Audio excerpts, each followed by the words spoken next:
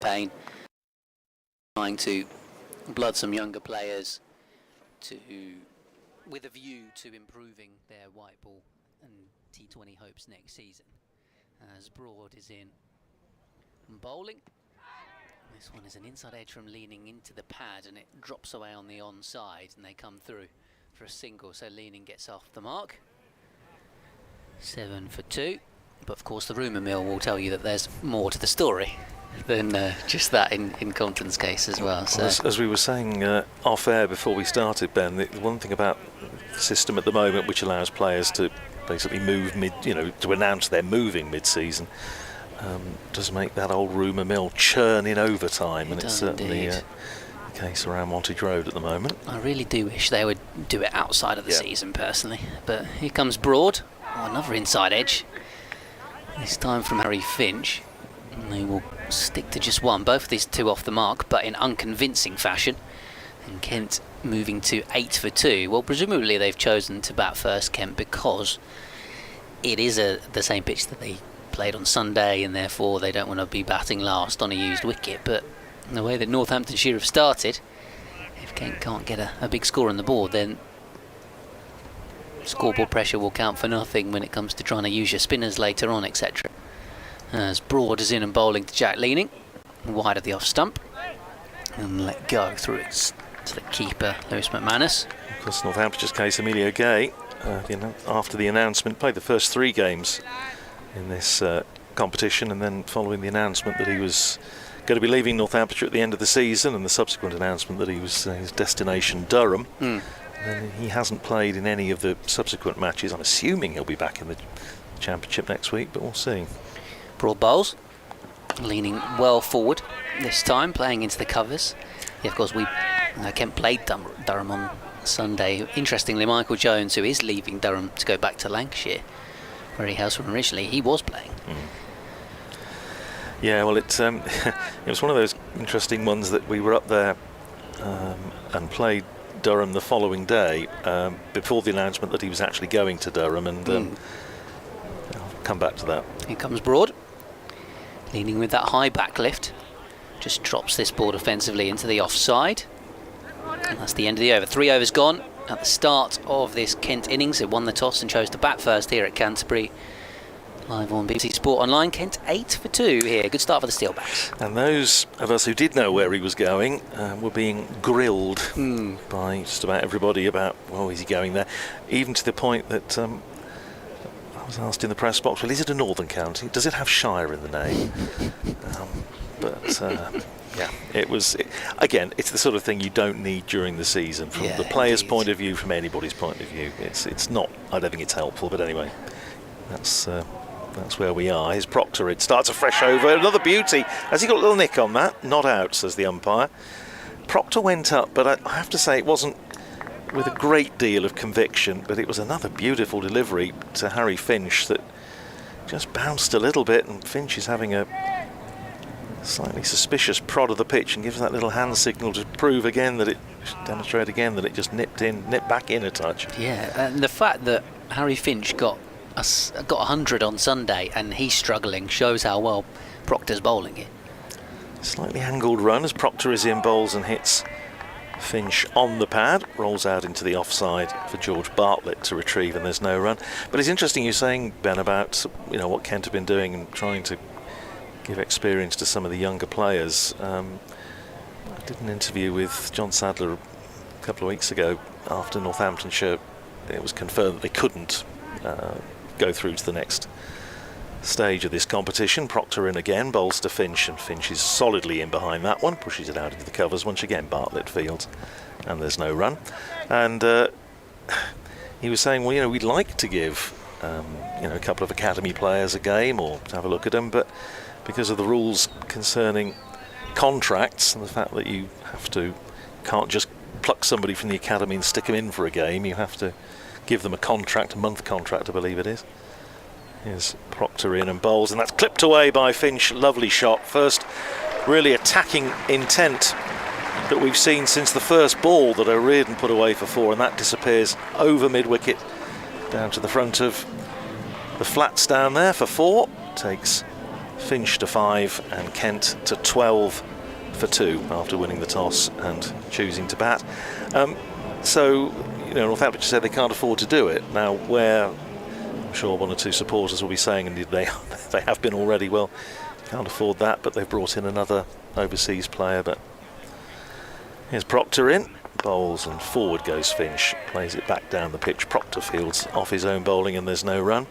But yeah, it's you feel. I was saying when I had another chat with BBC Radio Northampton first thing this morning, you looked at Lancashire, who Northamptonshire played and lost to on Sunday, and you say, well, okay, their record is pretty much as awful as Northamptonshire's have been, but what have they, they've got out of the season, they've got Rocky Flintoff, wonderful prospect who's been given some first team opportunities, and Fonseca, the young opening batter, likewise Charlie Barnard, the left arm spinner, who he was fantastic. He was very impressed with him, hadn't seen him before. Here's Proctor in and bowls, and on driven by Finch, and Freddie Heldrick dives across and keeps it to a single, but Finch steals the bowling for the start of the next over. He's 6, Leaning is 1, and Kent are 13 for 2 after 4 overs. So they have got something out of that tournament. Now, from a Northamptonshire point of view, I wish I could say the same. You said earlier, Justin Broad has been very impressive. Gus Miller also is another one. Rafi Weatherall, who we know plenty about because he's already played in all formats this year. But they're not new players, as it were. Sure. And I do feel that Northamptonshire maybe missed a trick. But here comes Broad then from the pavilion end. Finch batting almost on off stump or outside of it there as he angles this one down towards third man. And I would probably respond likewise with Kent, because as much as that's the stated policy, and to a degree they have given guys a go. Jayden Denley, who's an England under-19 international, nephew of Joe Denley, has played the entire tournament. But I think maybe he'd have played anyway because he's got good ability and he's got good potential. And he's played all the games. This one's defended away. Ekant Singh has played a few. He comes back into the team for this one, but Kent have played 2 overseas players. Matt Parkinson's played all the games. They've had, quite a fairly experienced team compared to some in this competition. Compared to say the Worcestershire bowling attack, and it's not like they haven't put out teams capable of winning games and looked like they were trying to win games. So here comes Broad. This one's defended away by Jack Leaning. It is perhaps strange that certain individuals haven't got more game time, but hey, that's one of the things that goes on, as we say, with this sort of contract window in the middle of the season and the knock-on effect it can have. One assumes Ben Compton will very much be coming back into the team for the 4-day stuff. As Broad bowls, Leaning ends up just turning this one away awkwardly into the onside for a single. One thing I will say, considering it is a match on which qualification is not resting, it's a very good crowd in today, I would say. Yeah, they had a community day on Sunday, so there was about 2.5, maybe just shy of, inside the ground. I'd say it's slightly less today, but still pretty good numbers. Probably 2,000, I would guess, or just shy of at the moment. Full delivery, which is driven away by Finch towards wide mid-off. Yeah, Northamptonshire had a community day a couple of weeks ago, the Worcestershire game, and that was very well supported. That was sort of £2 for adults to get in, and that got about, I would have thought, I don't think any official figures came out, but I would have guessed 3,500, something like that. A decent crowd on Sunday as well, which was family day, bouncy castle and all that. Bowls here, Broad edged and taken. Harry Finch goes. The Centurion from Kent's last game was struggling against Proctor more than Broad in the previous overs, but he's just prodded forward here at a delivery outside the off stump, and Broad has managed to catch the edge just as he did of Marcus O'Riordan's bat.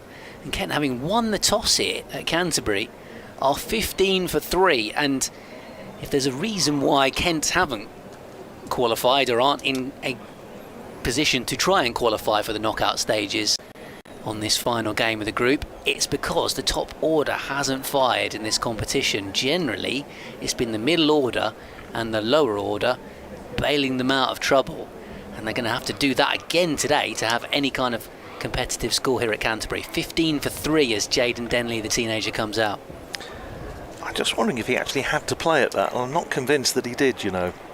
It was a little bit wide, but just got a fairly thick edge. It was a good catch by Lewis McManus, diving away to his right in front of the slip cordon. And I tell you what, Jayden Denley, there you go, the enthusiasm of youth. You don't often see batters running out, especially not when a team's 15 for 3. 15 for 3, but that's just wonderful to see. He was herring out there. Couldn't wait to get into the fray. And he'll be in the non-strikers end.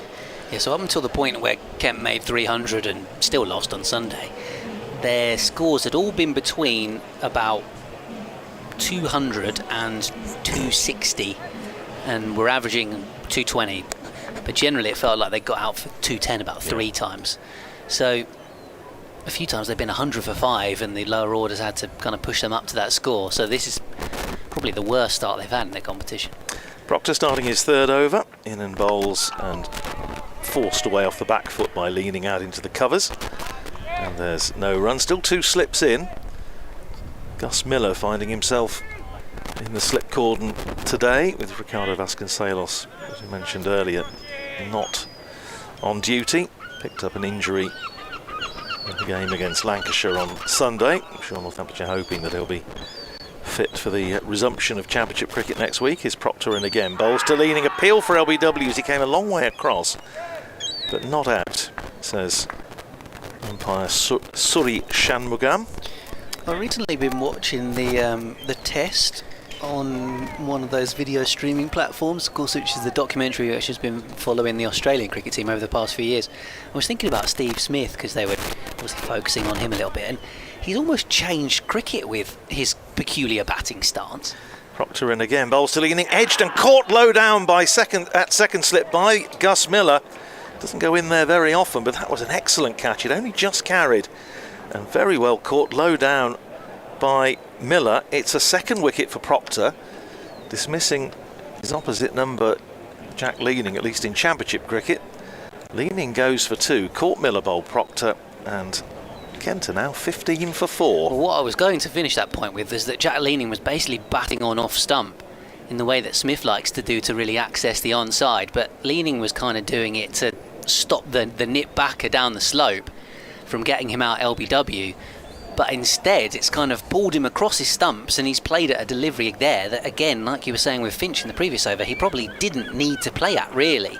So Proctor's almost spooked the Kent batters with the nip backer into playing at stuff outside the off stump that they don't need to. So Kent are now 15 for 4, and well, if we're talking about the One Day Cup giving young players opportunities, they've now got 2 teenagers at the crease, and fair to say they've never batted for Kent when the team's been 15 for 4 before. So this is quite a task for young Ekansh Singh, who comes out at number 6, and Jayden Denley. So Denley is on his first full year of being on a proper contract, and then Ekansh Singh is on a rookie deal, so effectively for a month for this competition. And as I say, has played a few times already. He's a very technically correct batter.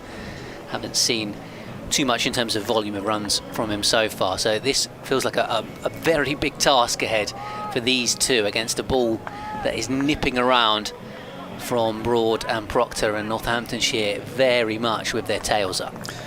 They are. I don't think anybody can quite believe what's happening out there at the moment, but it's going to be Proctor to bowl the first ball of Ekansh Singh's innings. Still 2 slips in, a few gulls wheeling around overhead, not vultures, as Proctor is in, bowls to Singh. That's nice, calm looking forward stroke, plays it out into the onside. Good toss to lose, this is turning out. Well, it might, yes, it might well be. I wonder what Northamptonshire would have done. I did notice yesterday Northamptonshire's under-18s playing Gloucestershire down at Bath, and they won the toss and decided to put the opposition in And at the close, I think Gloucestershire was 614 for 8, so maybe wishing they hadn't. Here's Proctor in again, bowls, and forward goes Singh, pushes it out into the covers. And there's no run. It is a gorgeous morning here. I was talking to my wife earlier back at base, and she was saying it probably wouldn't have started on time in Northamptonshire this morning. It's a bit damp and drizzly, and I did see there's one or two delayed starts around the place, but lovely morning here. As Proctor is in, bowls to Singh and puts one past the outside edge, again just slightly doing him on the angle, coming down the slope.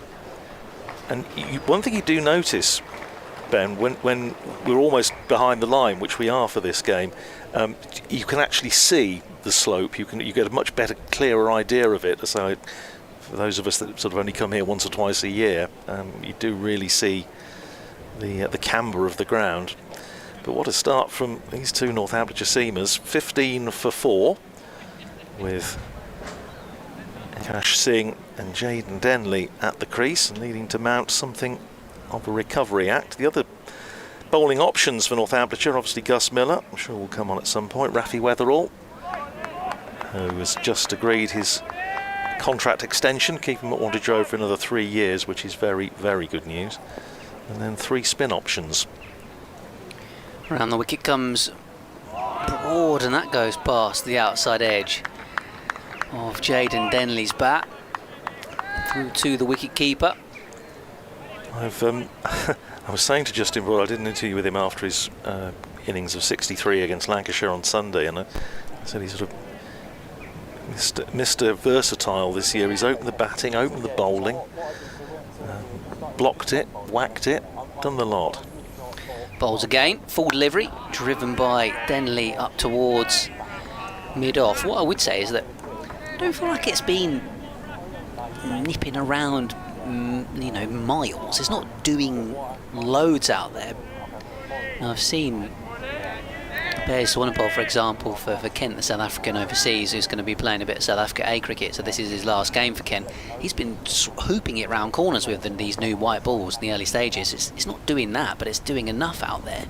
As Denley is playing this one off the back foot out towards cover point. The other thing I would say is that, and this hasn't always been the case with Northamptonshire in the last couple of seasons, they've caught their catches. They caught, the one to Prithvi Shaw was fairly regulation, but McManus's catch was a good one to make a lot of ground to his right, and Miller's was a very good one at second slip. So yeah, that was a super take. They have actually caught the catches this morning. Broad wide on the crease to angle it back into the left-handed Jaden Denley, who drives up towards mid-on. You see, this has all the, for Northamptonshire supporters listening and watching at home, they will, I'm sure, be aware of what happened in the Championship last year when Northamptonshire, after a really disappointing campaign, suddenly found their form when it was too late. Some would say because it was too late, but that's a different argument. Broad bowls. Jaden Denley pressing forward and playing this one away into the covers. Gave Warwickshire a good game on the last afternoon at Edgbaston.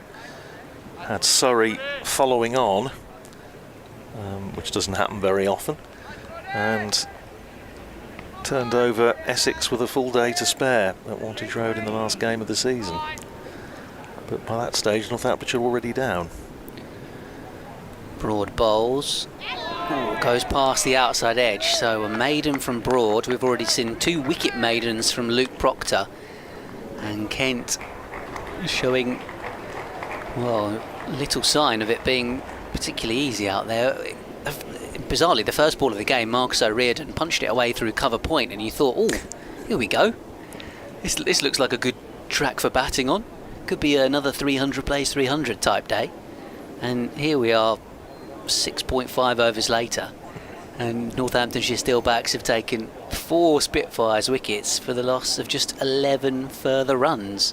And it's 2 teenagers at 5 and 6 at the crease together trying to get Kent out of a massive hole. Here's Proctor running in towards us and bowling to Singh, who's forward, plays it up to mid-on. And there's no run. Freddie Heldrick, one of Northamptonshire's 3 spin options that I mentioned a moment or two ago. Weatherall, I say, to bowl pace, and then Heldrick, left arm wrist spin, Safe Zabe, orthodox left arm spin, and now, of course, Yuzvendra Chahal to bowl a bit of leg spin. Proctor in again to bowl to Singh, and almost identical to the previous delivery, plays it up to Heldrick at mid-on, and there's no run. Be fair to say it's very much just about survival at the minute. It is. Well, they just, yeah, that's right, just got to regroup. But the thing, and it's something that I think some of the Northamptonshire batters, slightly to the frustration of coach and captain in the early stage of this competition, seem to forget is that, and it's stating that you know what obvious, but 50 overs is a long time. And you do have time. There's Proctor in, bowls to Singh, and for the 3rd delivery in a row, he's playing it off the front foot up to mid-on, and there's no run. And one of our regular summarisers, Mal Loy, is always gets very exercised about this feeling that a lot of modern day batters are more concerned about their strike rate sometimes than about the match context. Here's Proctor in, bowls, and on the back foot this time by way of variety goes Singh, punches it back down the pitch. Proctor fields off his own bowling, and there's no run. Manner's just having a little signal to Proctor, whether it's do you fancy another over or do you want another close catcher in, I'm not sure. Still in the power play, of course. Proctor in again, bowls to Singh, pushes it out into the covers where Bartlett fields, and there's no run. I know you've got an update to do for BBC Radio, Ken, Ben, so you want to finish the over?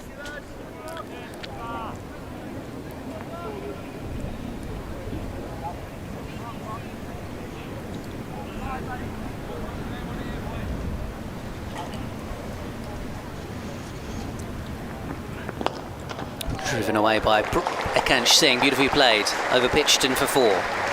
Well, quite the opposite of a Banksy masterpiece, to be honest, Dom. This is more the equivalent of a toddler kind of flicking paint on a wall, because Kent are having a bit of a disastrous start. They've lost 4 wickets so far inside 8 overs and have got just 19 runs on the board. It started off with Marcus O'Riordan hitting the first ball for 4, and you thought, oh, here we go, this could be a day full of runs. But since then, the 2 opening bowlers for Northamptonshire, Broad and Proctor, have been absolutely fantastic. A couple of wickets for them each. O'Riordan was out for 5, Everson for 1, Jack Leaning was very well caught for 2, and Harry Finch caught behind for 7. So currently we've got 2 teenage batters out at the crease for Kent. Jayden Denley, son of, or nephew rather, of Joe Denley, of course, the Kent legend, and then out there at the moment Akansh Singh just getting off the mark. The previous ball he faced, a lovely on drive for 4, but quite the situation for these 2 batters. Kent can no longer qualify for the knockout stages of this competition, so at the moment this is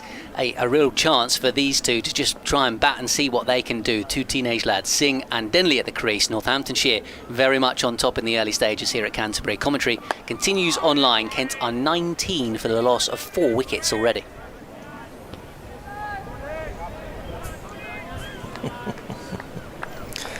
Or like me trying to do painting by numbers still at the age of whatever. My wife does those as well. She's quite good at them. They're very they're quite popular at them now. Again, I mean, much more intricate than the ones that we used to do as kids, but they look great when they're finished, and you just pretend that you painted it yourself. As Denley defends this next one from Broad, coming around the wicket to the left-hander. Yeah, we're just slightly caught the before that update of Akansh Singh driving away, that a delivery from Luke Proctor that was just slightly over pitched on leg stump, beautifully played through mid-on for 4. Just kind of shows the kind of promise that he has, and the technique was really nicely played. Jayden Denley still trying to get off the mark. This will be his 10th delivery. Bit of width and he's thrashed at it, and he's got a thick edge over the top of second slip, who didn't even move, away for 4 runs. And well, in fairness, if you're going to throw your hands at it, you might as well do it to the full. Absolutely. It's almost the first time Justin Broad's really given the batters proper width. And yeah, absolutely. I mean, he just threw the kitchen sink at it, and we're going to flash hard, as they say. So 4 each for these two batters. Getting up to 23 for 4 as Broad is defended away this time by Jayden Denley into the offside. The Banksy reference was because Dom, who was presenting our show on BBC Radio Kent, was talking about how busy the anonymous artiste has been this week. 9 pictures, is it? Something like that? My wife was commenting on this last night when we were waiting for the music to start at the Royal Albert Hall, which was very nice. Here comes Broad. Final time in the over, fuller delivery, which Jayden Denley doesn't quite time up towards mid-on. There's Proctor, the other opening bowler, who does the fielding. So 9 overs gone. Kent are 23 for 4, 4 each for this pair of teenagers, who I was looking up a moment ago. Had a vague memory of them having a big partnership in the second 11 earlier on in the season, and it was at Chelmsford against Essex. Ooh, counts double then.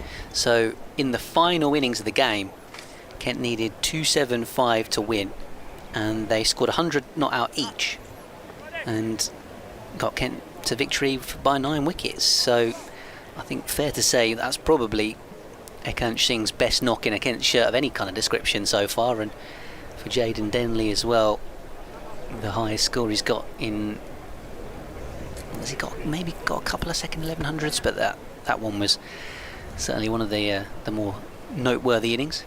Proctor then bowling to him, short, and he sways out of the way, plays it well, and that again was signalled, I think it's fair to say, because we are in the final over of the power play, and Northamptonshire ahead of this over had posted a deep square and a long leg as well. Rafi Weatherall in the white hat down below us, down to our left in front of the very good coffee shop here at St Lawrence Ground. Here's Proctor in again to bowl to Singh. Forward and plays it up to mid-off, and there's no run, which I'm sure thinking about a change pretty soon. Gus Miller has been limbering up for an over or two at second slip, so maybe we'll see him in the attack. Weatherall as well. Weatherall, who brings some real pace to this Northamptonshire attack, something it's lacked for a while. Here's Proctor in again, bowls to Singh and beats him outside the off stump. I think he did pull the bat inside the line, but I think after it had gone past. But again, it just moved away enough. And to the point you made earlier, Ben, it's not doing masses, but it's just doing enough. Yeah. And it's one of those unfortunate mornings for a batting side. Another morning you miss them, and today they've nicked them, and well, equally, possibly surprisingly, Northamptonshire have caught them all. Here's Proctor in again, bowls to Singh. Once again, forward. Playing it out to Bartlett in the covers, and there's no run. Of course, these two sides met in this competition a couple of years ago, wasn't it? When Ben Compton, who you were talking about earlier, Indeed, yeah. got Kent home in quite a sort of attritional match. It was a good game of cricket, actually. But Compton batted in sort of 4-day mode for 87. Clipped away by Singh. So this next ball from Proctor, and he's going to get a single out to save Zabe at deep square. Takes Ekansh Singh up to 5 and Kent to 24 for 4 on this glorious morning here at the Spitfire Ground in Canterbury. Yeah, so bizarrely, I think Kent lost wickets, didn't they, on 6, 15 and 15. So yeah, double trouble. Left-handed Denley facing Proctor round the wicket, and he forces that very pleasantly away through extra cover. Runs for him here, just a couple, as Freddie Heldrick tracks back towards the main scoreboard, and they are indeed back for 2. Lovely shot, high hands, punched it away through extra cover. Attractive looking stroke from Jayden Denley, takes him to 6, and that is the end of the power play. 6 to him, 5 to Ekansh Singh. 10 overs gone, and at the end of the power play, Kent are 26 for 4. yeah, so Jayden Denley in the competition, I was chatting to Harry Finch about this the other day, that he's kind of got starts in most of the innings without necessarily going on and making a big score, and Harry Finch was saying almost been trying to press upon Jayden, you know, how good he is, and actually he's capable of getting even better scores than the ones he's got so far. As Broad will continue outside of the power play, still with 2 slips.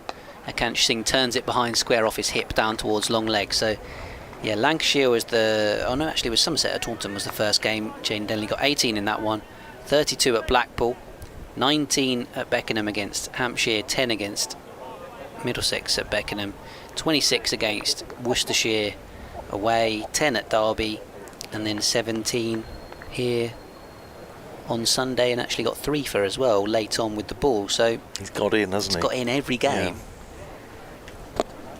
But then found a way to get out while trying to accelerate, really. As here comes Broad, 27 for 4. As I say, Kent were 15 for 4 before these 2 teenagers came together. And as this one's pushed away out towards extra cover. So yeah, if you're talking about what Kent have got out of this tournament, and obviously they're definitely not going to qualify. Well, Jayden Denley has played every single game and has had plenty of time in the middle. You hope that they'll be learning experiences that he really takes forward and improves upon, as it's a short ball, quite a short bouncer, quite a high bouncer outside the off stump, which Jayden Denley was never particularly interested in playing. They do have a 3rd man at the moment and a fine leg. And deep square, so they of course now allowed 4 out of the circle, but looking around I can only see 3, which is perhaps no surprise given the match situation. Broad again, wide on the crease, fires it in towards the off stump, driven away by Jayden Denley up towards mid-off. There's a couple of fielders out there wearing the white floppy sun hats. James Sales in there at point and Rafi Weatherall at mid-off. Both are regular floppy wearers. Obviously you haven't got the floppies in blue. Albeit on a day like today, the white's probably a good thing. This one's driven on the up, but square. In fact, went to the right and wide of mid-off. So Jayden Denley set off pretty much straight away. He was always confident. I think Akansh Singh was maybe slightly slow off the mark, but they come through for a single. Again, these sides, I was surprised when I was doing some notes ahead of this match. The 2 sides haven't actually played each other very much in List A cricket recently, because before that game a couple of years ago, I have to go back to 2013 for the last time they met. Ages ago. Yeah. Here comes Broad, left alone outside the off stump by Akansh Singh, and of course we've played a fair bit against one another in the championship in recent times. So. Right. Well, you can say that the last time Northamptonshire won a List A match in Kent was 2013, which marvellous. You know, could be about to break a long-standing drought, but in fact it's only 3 games ago. So it's that was at Tunbridge Wells actually at the level ground where Alex Wakely made 100. Northamptonshire won by 29 runs. So. I was probably there watching, I reckon, maybe. Well, it's not far from home for me. The rhododendrons were out. Excellent. Proctor to continue round the wicket to the left-handed Denley, who's playing that again off the back foot. Just runs it down to James Sales at backward point, and there's no run. Quite a few people, I think, enjoying the hospitality of Kent County Cricket Club in the Ames Pavilion over the far side of the ground. A few out on the balcony, enjoying their prawn vol au vent, or whatever they get these days. Give it 20 minutes and the beer tent will be a little bit more busy, I'm sure. Here's Proctor in, bowls to Denley, who drives up to Heldrick at mid-off, and there's no run. That reminds me of when I was working in a supermarket once upon a time, and somebody came up to me and said, where do you keep the vol au vents? And I turned around and was like, what? I had to go ask someone who knew where all the sort of party food was, but I was like, they still do. What on earth is that? Bit 70s, isn't it? Here's Proctor in again, bowls to Denley. Again, plays it out into the covers for save to field, and there's no run. Very 70s, wasn't it? Yeah, prawn vol au vent. I'm not sure that necessarily every supermarket will still do them, but this particular one was. Yes, well, I think it was sort of around the era of cheese and pineapple on sticks and all these sort of things, and strange things carved out of hard-boiled eggs. Here's Proctor round the wicket again, bowls to Denley, rock-like defence. Again up to Heldrick at mid-off, and there's no run. Yes, the beer tent's not open yet, I don't think, is it? It's only quarter to 12. It doesn't look like it's been frequented just yet. But I think there's the ice cream van's here, so that's all right. And I imagine they're a little bit cheaper than they were at Radlett, where Northamptonshire were playing a couple of weeks ago against Middlesex. Is Proctor in bowls and driven crisply by Denley. Really, that one came out of the screws. Unfortunately for him, he just picked out the man at cover. And there's no run as a result. Yes, Rob Bailey, who's doing some umpire mentoring these days. Very well known around the circuit. But, Rob likes his food, and he'd go and get an ice cream. It was at Radlett, and was fairly horrified by the cost of it. It was came back looking pale. Here's Proctor in again, and driven away out through mid-wicket, and he's going to pick up a single. Fair to say they aren't 99p anymore. No, I don't think so. That's fielded by Chahal on the edge of the circle. That may actually be the first time he's touched the ball in Northamptonshire colours. So there you go. I think you're right, it could be. Quarter to 12. 29 for 4 at the end of the over. Each of these two have bowled 6 apiece. He looks like he's marching purposefully towards the umpire here, Chahal. So he's going to touch the ball a few more times now. Well, it was nice this morning when he obviously... I saw him get out of the team bus, because I got to the ground about the same time as the players' coach, and when he was around the outfield just before they started doing a bit of training and practicing, and he was having a chat with a lot of the Kent players, obviously, sort of thinking, well, I suspect it may have been, what are you doing here? But yeah, he seemed to be very popular when he was down here. Didn't realise also he represented India at chess. I know, that's quite a skill, but quite a feat, isn't it? It is. So yeah, he's quite a popular man in the Kent dressing room when he was here for that stint at the back end of last season. I think some of them went out to India in the off season and met up with him in the same part of the country. So yeah, he's going to come on and have a bowl here in the 13th over. So we've seen it do a bit out there for the seamers. 29-4. Someone of Yuzi Chahal's ability. It's going to be a serious test for Jaden Denley and Akansh Singh. Forward comes Jaden Denley. I don't know if you'd have picked that up on the effects mic, but somebody seems to be suffering from a bit of hay fever. Yes. He's inside the ground. As the leg spinner tosses this one up, Jaden Denley comes down the pitch. I think that might have just carried, but Chahal moving away to his left and diving, fumbles the ball. Whether or not it quite got there, I'm not sure. It was a difficult return chance, but Denley was coming at the ball and pushed it with hard hands. He's now trying to sweep. There's no appeal from Chahal, just from behind the stumps. So already a different dimension to the game with the leg spinner introduced. He's bowled a fair bit at Canterbury as well, so he'll know the conditions. That's a bit of a drag down. It's been pulled behind square by Jaden Denley, and it's snuck underneath the fielder out there in the deep as well, as it goes towards the new lime tree, which is of course the other side of the advertising hoardings these days. And Jaden Denley gets a boundary. It was hit pretty crisply, but probably should have been fielded in truth. Yes, I think that bit of fielding from Freddie Heldry has got the biggest cheer of the morning. Yeah, it definitely has, yeah.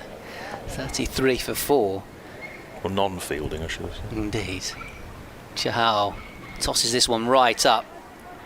A bit of inside edge or slight leg glance from Denley behind square on the onside to the short, fine leg fielder. Taps his bat again and waits for Chahal, final ball of the over. This time he defends it back to the bowler, so negotiated just about by Jaden Denley, and he has 12. Akansh Singh has 6. By the way, for those supporters who are wondering where Uncle Joe is, he had a knee injury a few weeks back, so hasn't played a part in this competition. I think he potentially would have done, and I think he was hoping to play at the back end of the competition, but I think in the end Kent probably deciding not to rush him back. So when you said Uncle Joe, then I thought of Stalin, but it was but no, I know what you mean, Joe. Yes. Denley. Yeah, Proctor is going to continue. 6 overs, 2 for 16. Jack White did bowl his 10 overs straight through a couple of games ago. Not sure whether that'll happen here, but his Proctor in bowls short, and nicely played by Ekansh Singh. He gets on top of the bounce, rolls the wrists on it, pulls it down to deep square for a single. He goes to 7, and it's 34 for 4. Yeah, I don't think I've seen that at all in this competition, actually. Someone bowling 10 through. So more something that happens in club cricket at the weekends when somebody's bowling well, or they don't trust themselves to come back for a second spell and do themselves an injury. Here's Proctor round the wicket to the left-handed Denley, short, pulled by Denley. First bounce out to Bartlett at deep square. It was on that far side of the ground in front of where the beer tent is, even though it's not open yet.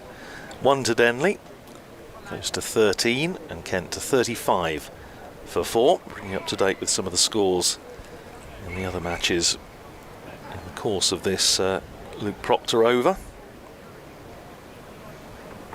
He's in bowls, and Ekansh Singh pushes it up to mid-off, where Chahal fields, and there's no run. Lancashire 41 for 2 in the 11th over against Worcestershire. That match up at Old Trafford.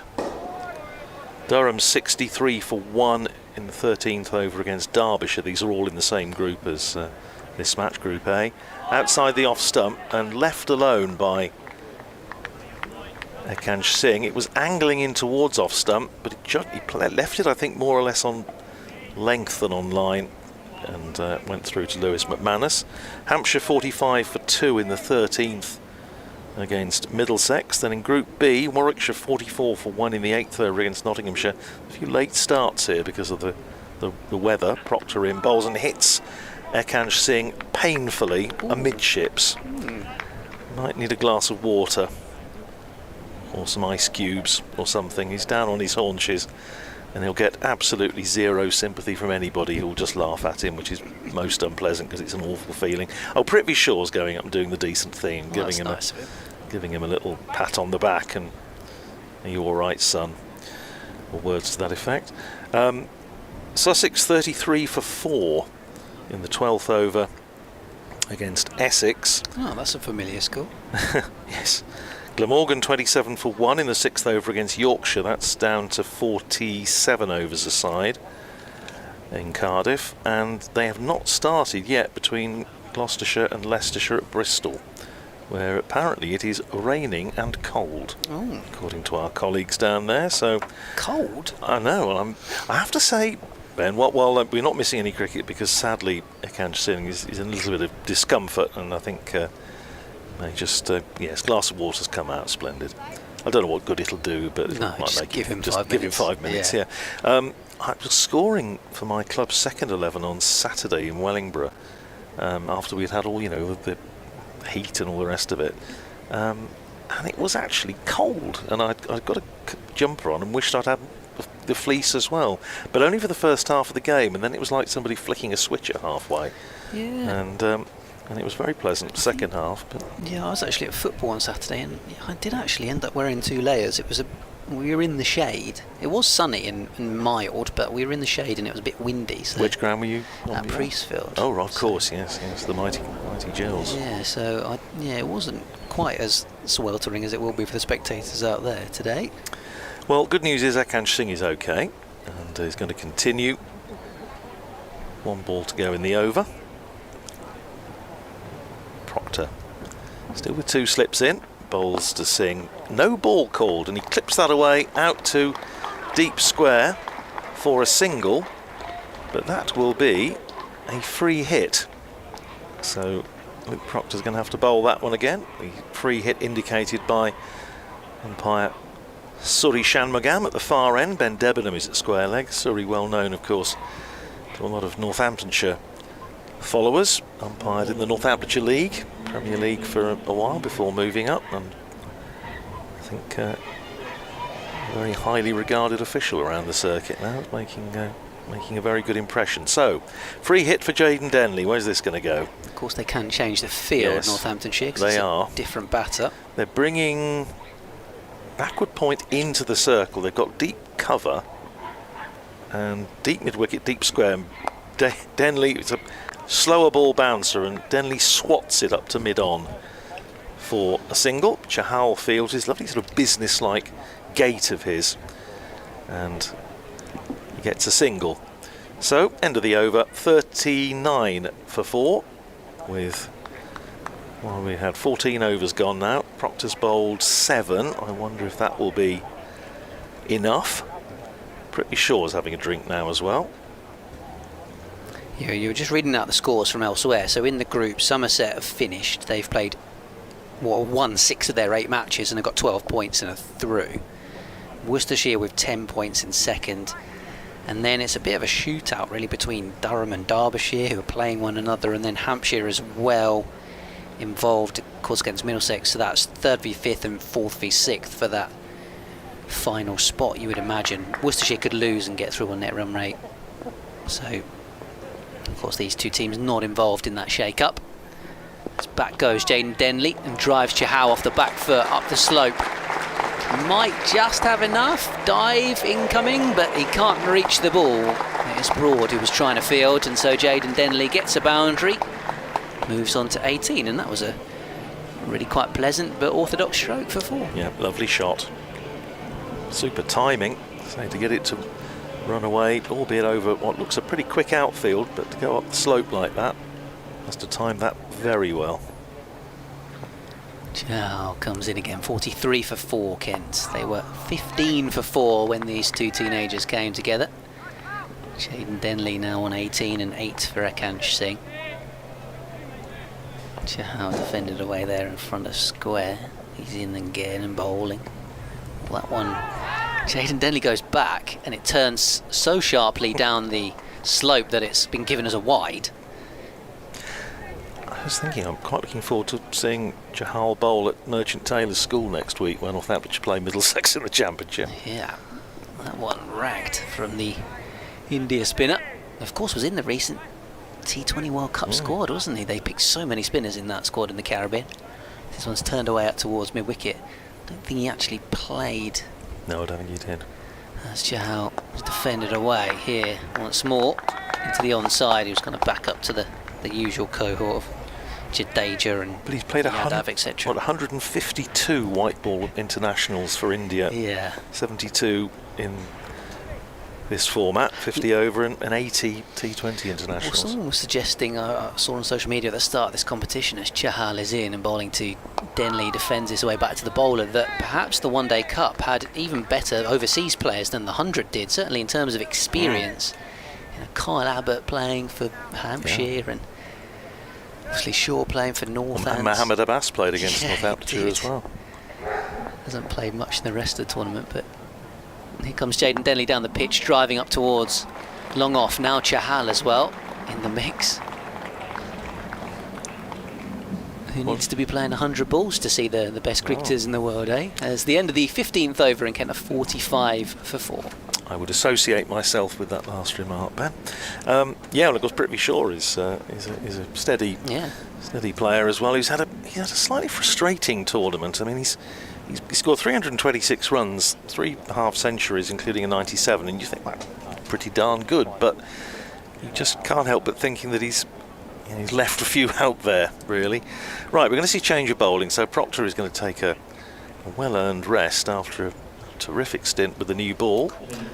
And brilliant opening stint. We are going to see for the safe Zabe, so spin from both ends. Zabe bowling orthodox left arm spin. Bowled a lot across all formats this year. Worked very hard on his bowling, I think, during the winter with Northamptonshire's new bowling coach Rory Kleinveld, of course, very well-known figure to Northamptonshire supporters over a number of years. Zabe picked up 12 wickets in the tournament so far. He's got 3 threefers, which I will tell you about in a moment, as he's going to bowl his first ball over the wicket to the left-handed Denley, who goes onto the back foot, nudges it down into the offside. McManus comes round from behind the stumps to retrieve, and there's no run. 3 for 60 in the second game against Hampshire at Southampton, and again bowls driven by Denley, and he's going to get a single out to backward point. Proctor fields, shies at the stumps at the non-striker's end, but does not hit them. 45 for 4, and Jayden Denley goes to 20. I think the throw towards his end hit his bat, and he was actually kind of feeling his finger there. I don't know if there was a sort of vibration up the bat as it hit it. That's right, because it was retrieved by Rafi Weatherall in the end at mid-off. Round the wicket comes Zabe to the right-handed Ekansh Singh, who drives pleasantly out to deep cover, and they pick up a single. Singh to 9, 47 for 4. Then Zabe 3 for 44 in the win over Worcestershire and 3 for 44 in the defeat at Lancashire on Sunday. Flighted up by Zabe, and Denley playing it back down the pitch. Zabe to field off his own bowling. He's been going at only a hair over 5 and over across the tournament. Down the pitch comes Denley, just chips it up wide of mid-on, and they come through for a single. And I think if Gus Miller had kept his footwork there, he might just have had one or two of the, or one or other of the batters in a bit of trouble. But in the end, he just slipped, and they were able to come through for the single. Zabe around the wicket again, bowls short and punched away back past the bowler by Ekansh Singh for a single up to long off. So 4 off the first over with no acts of violence necessary, and this has been so far a very level-headed and sensible little partnership between these two. Kent will hope that it grows into something rather more substantial than that, of course. 21 to Denley, 10 to Singh, and it's 49 for 4, 15 overs down. Yeah, Denley always was looking for that single and was kind of moving down the pitch and half thinking about it. It was Ekansh Singh who was very much stood in his ground and then had to get on his bike a little bit when Denley decided, yeah, I think we definitely can get a single here. Certainly I can get to the ground at the other end.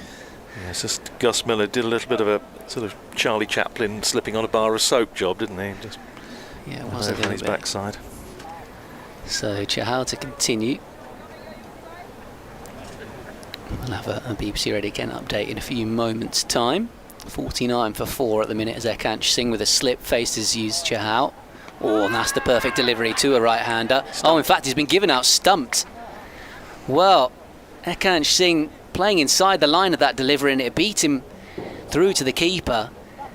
Didn't look to me like the back leg moved, but so quick behind the stumps was Lewis McManus. Maybe he did just slightly shuffle forward, or the foot was on the line, and the umpire very quickly gave him out. So Ekansh Singh goes for 10 off 24 balls, and I must admit, I thought with Chahal coming on against him, the sharp spin he's been getting so far, thought he might be too tough for Singh to play, but was thinking more it'd be an outside edge, and was slightly surprised, and maybe the batter was too when he was given out stumped. So 49 for 5 as just to have another look at that one. We go to the update after this mini partnership between the two teenagers. Well, Kent have just lost another wicket after a mini recovery and a mini partnership between two teenagers. Ekansh Singh, who's just been dismissed by Chahal, stumped by McManus, and then Jayden Denley, who's played every game in the competition so far, the nephew of Joe Denley. He's got 21. He's got starts in every game so far, and this is his chance, you feel, perhaps. Well, certainly his team needs him to go and push on and make a big score. Kent were 6 for 2, having lost 2 wickets on that score. 15 for 4, having again lost 2 wickets on that score. O'Riordan for 5, Everson 1, leading to Finch 7, and now Singh for 10. So it's been a pretty disastrous start for Kent, who can't qualify in this competition anyway, but playing for pride and struggling at the moment against Northamptonshire, having Kent won the toss and chose to bat first. Commentary continues online. Glorious sunshine here at Canterbury with the visitors on top, with Kent 49 now for 5. It was an interesting one, that, wasn't it? Because it was... McManus seemed absolutely convinced that he got it. Which to me is why I thought perhaps it was a foot on the line situation, and he's the one that has the best view. Yeah, I think it might well have been. As you say, the umpire didn't hang around, just gave it out straight away, and it's a sad way for the innings to end, for his innings to end, but good bit of alertness from Lewis McManus. Yeah, so those on the live stream, if you're watching remotely, will have actually seen a side on angle, which I'm just trying to view. Yeah, Jaden Denley almost kind of gets drawn so far forward that back foot's on the line, I reckon.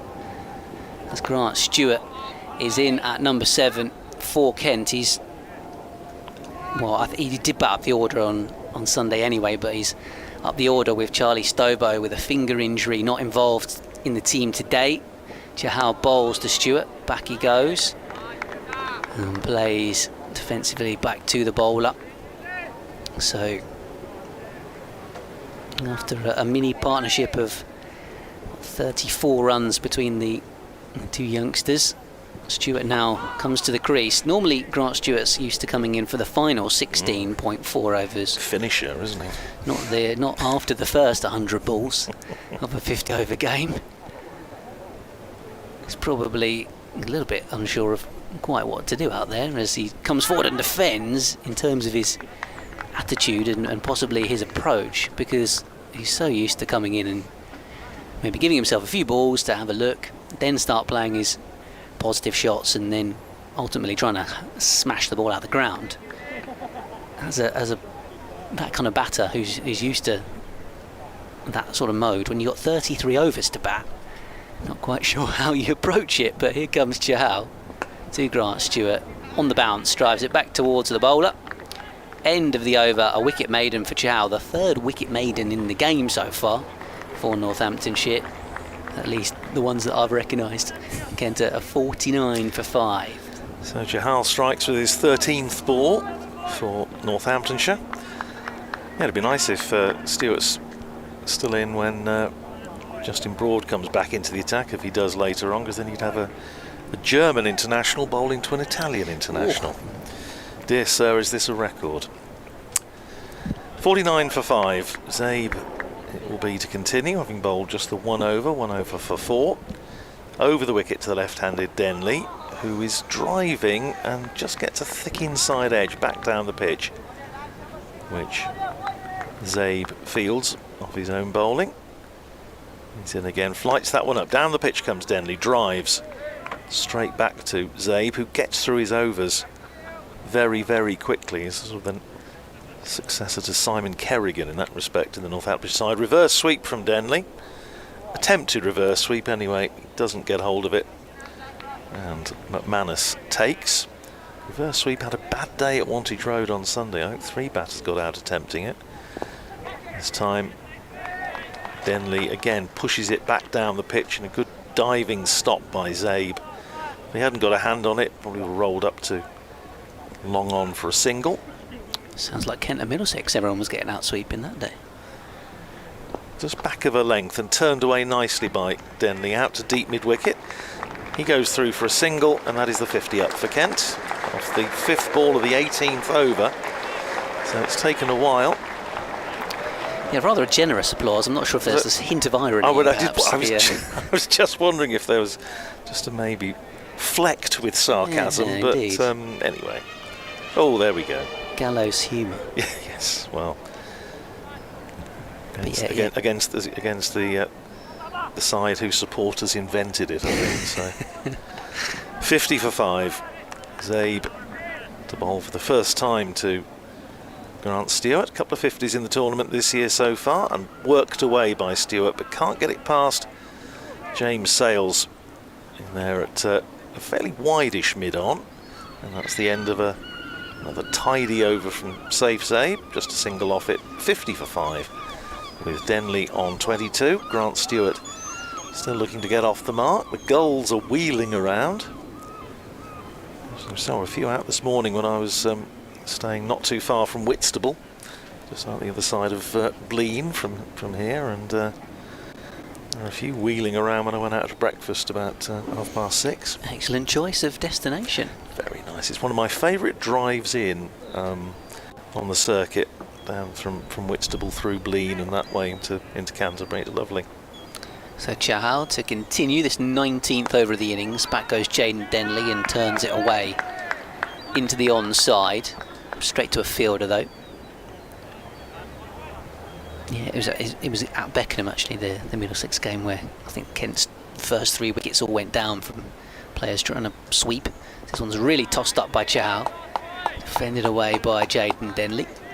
Oh, was that that was where the pizza escapade was? That was yes. the lack of pizza ban that day led to some goings on the live stream. There's a big shout for LBW, and he's been given out as well. Jayden Denley looks at the sky and can't believe that he's got out again when having got in. He's faced 49 deliveries and made 22. Chahal bowling over the wicket, the leg spinner to the left-handed batter. So whether or not that's disappointment at the shot or at the fact that there's a number of variables there for the umpire to assess. Not least did it pitch outside the leg stump. Yeah, and the fact that he's been turning it quite so much as well from Chahal. To me, that feels like a slightly unfortunate decision for Jayden Denley. And of course, it puts Kent in an even further spot of bother. They're now 50 for 6 in the 19th. Yeah, I'm sure those of our listeners and viewers who've got the stream on as well will have a look at that. My first thought in real time, we are in a pretty good position here, was whether it just pitched outside leg stump. But umpire Debenham said otherwise. So it's a second wicket for Chahal, who must be thinking that playing cricket for Northamptonshire is a bowl of cherries after a fashion. Brings Bayer Swanepoel to the crease, and well, Kent desperately need a partnership here, don't they, if they're going to get up. I mean, I don't think it's necessarily the easiest pitch, No. but you'd think they've got to get, what, 200 Well, to have any sort of, just to make any sort of game of it, but at least 150, 175. well, yeah, you know. yeah. It's a little way off at the moment, but of course, as we know in these games, there's plenty of time left. There's no shortage of deliveries available. We're only in the 19th over, but these two, both experienced cricketers. Yeah, just looking at the replay, I think it does pitch in line. Right. And actually, yeah, my only thought would be, was it potentially going to spin too much and miss leg stump? But I can kind of see why the umpire's given it, to be honest. He's sweeping off kind of middle and leg stump.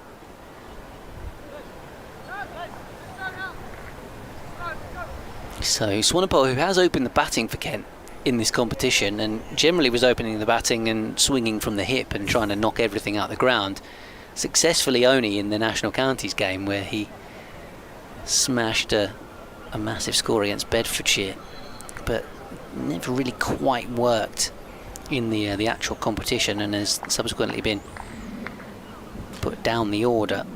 Short legging, I think. That's why the delay at the moment is they're bringing out a helmet Gus Miller has with him at the moment, and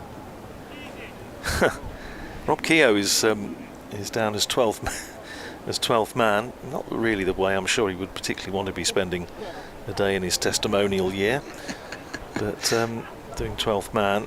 He was actually playing in the first day of the match, that second 11 game I was talking about earlier against South Asian Cricket Academy, when Luke Proctor got a double 100, but then was pulled out of it to bring him down here. I suppose if Chahal hadn't been registered in time, and there was an issue about that, I know, this morning until quite late on, I suppose probably Keogh might have played. Yeah, so Swanepoel was retired for 120 off 90 against Bedfordshire in that National Counties game. Top of the order, got 11 fours and 5 sixes. Fortunately for Kent, haven't seen anything like that in the actual competition itself. So again, these two are both attacking batters. Do Kent try and counter-attack here, or do you just kind of sit in and...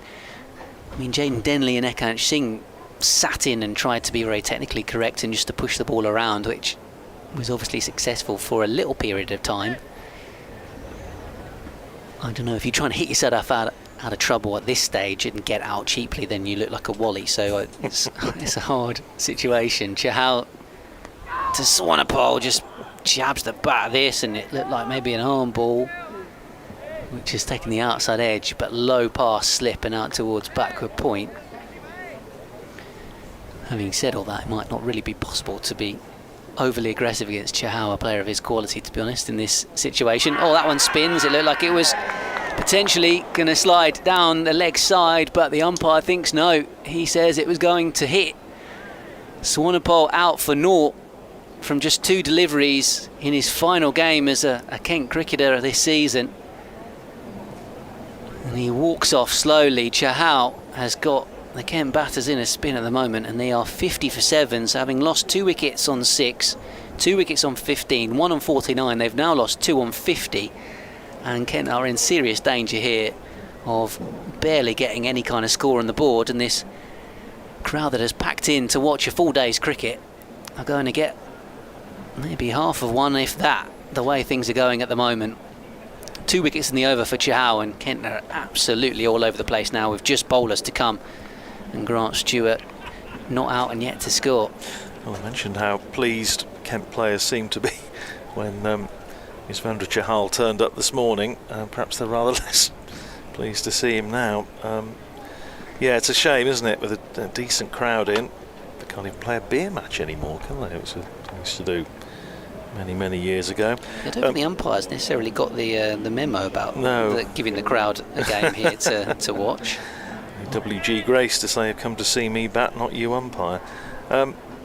Kent have never been bowled out for less than 100 in List A cricket by Northamptonshire. So, well, there's still 3 wickets to go, and of course Grant Stewart is still there. And I remember, I think you and I sharing commentary on a championship match a year or 2 back when Stewart went in down the order and bludgeoned Northamptonshire to all corners of Wantage Road. It was a thrilling innings, and it changed the whole sort of dynamic of that particular match. So Northamptonshire will know what he's capable of, but the thing is now, I suppose he just needs somebody to stay with him. 2 slips now for Northamptonshire. Yeah, I think the camera on the live stream is kind of is away to our left hand side as Chahal is in, defended into his front pad off an inside edge by Parkinson. So if you're watching on the live stream, got a similar-ish view to us. Maybe not quite as straight as the umpire, but yeah, I wondered if that second one was spinning too much. Double wicket maiden for Chahal, who's got figures of 3 for 10 now. And that is one of those things, although Swanepoel was a little bit hesitant maybe coming forward to it.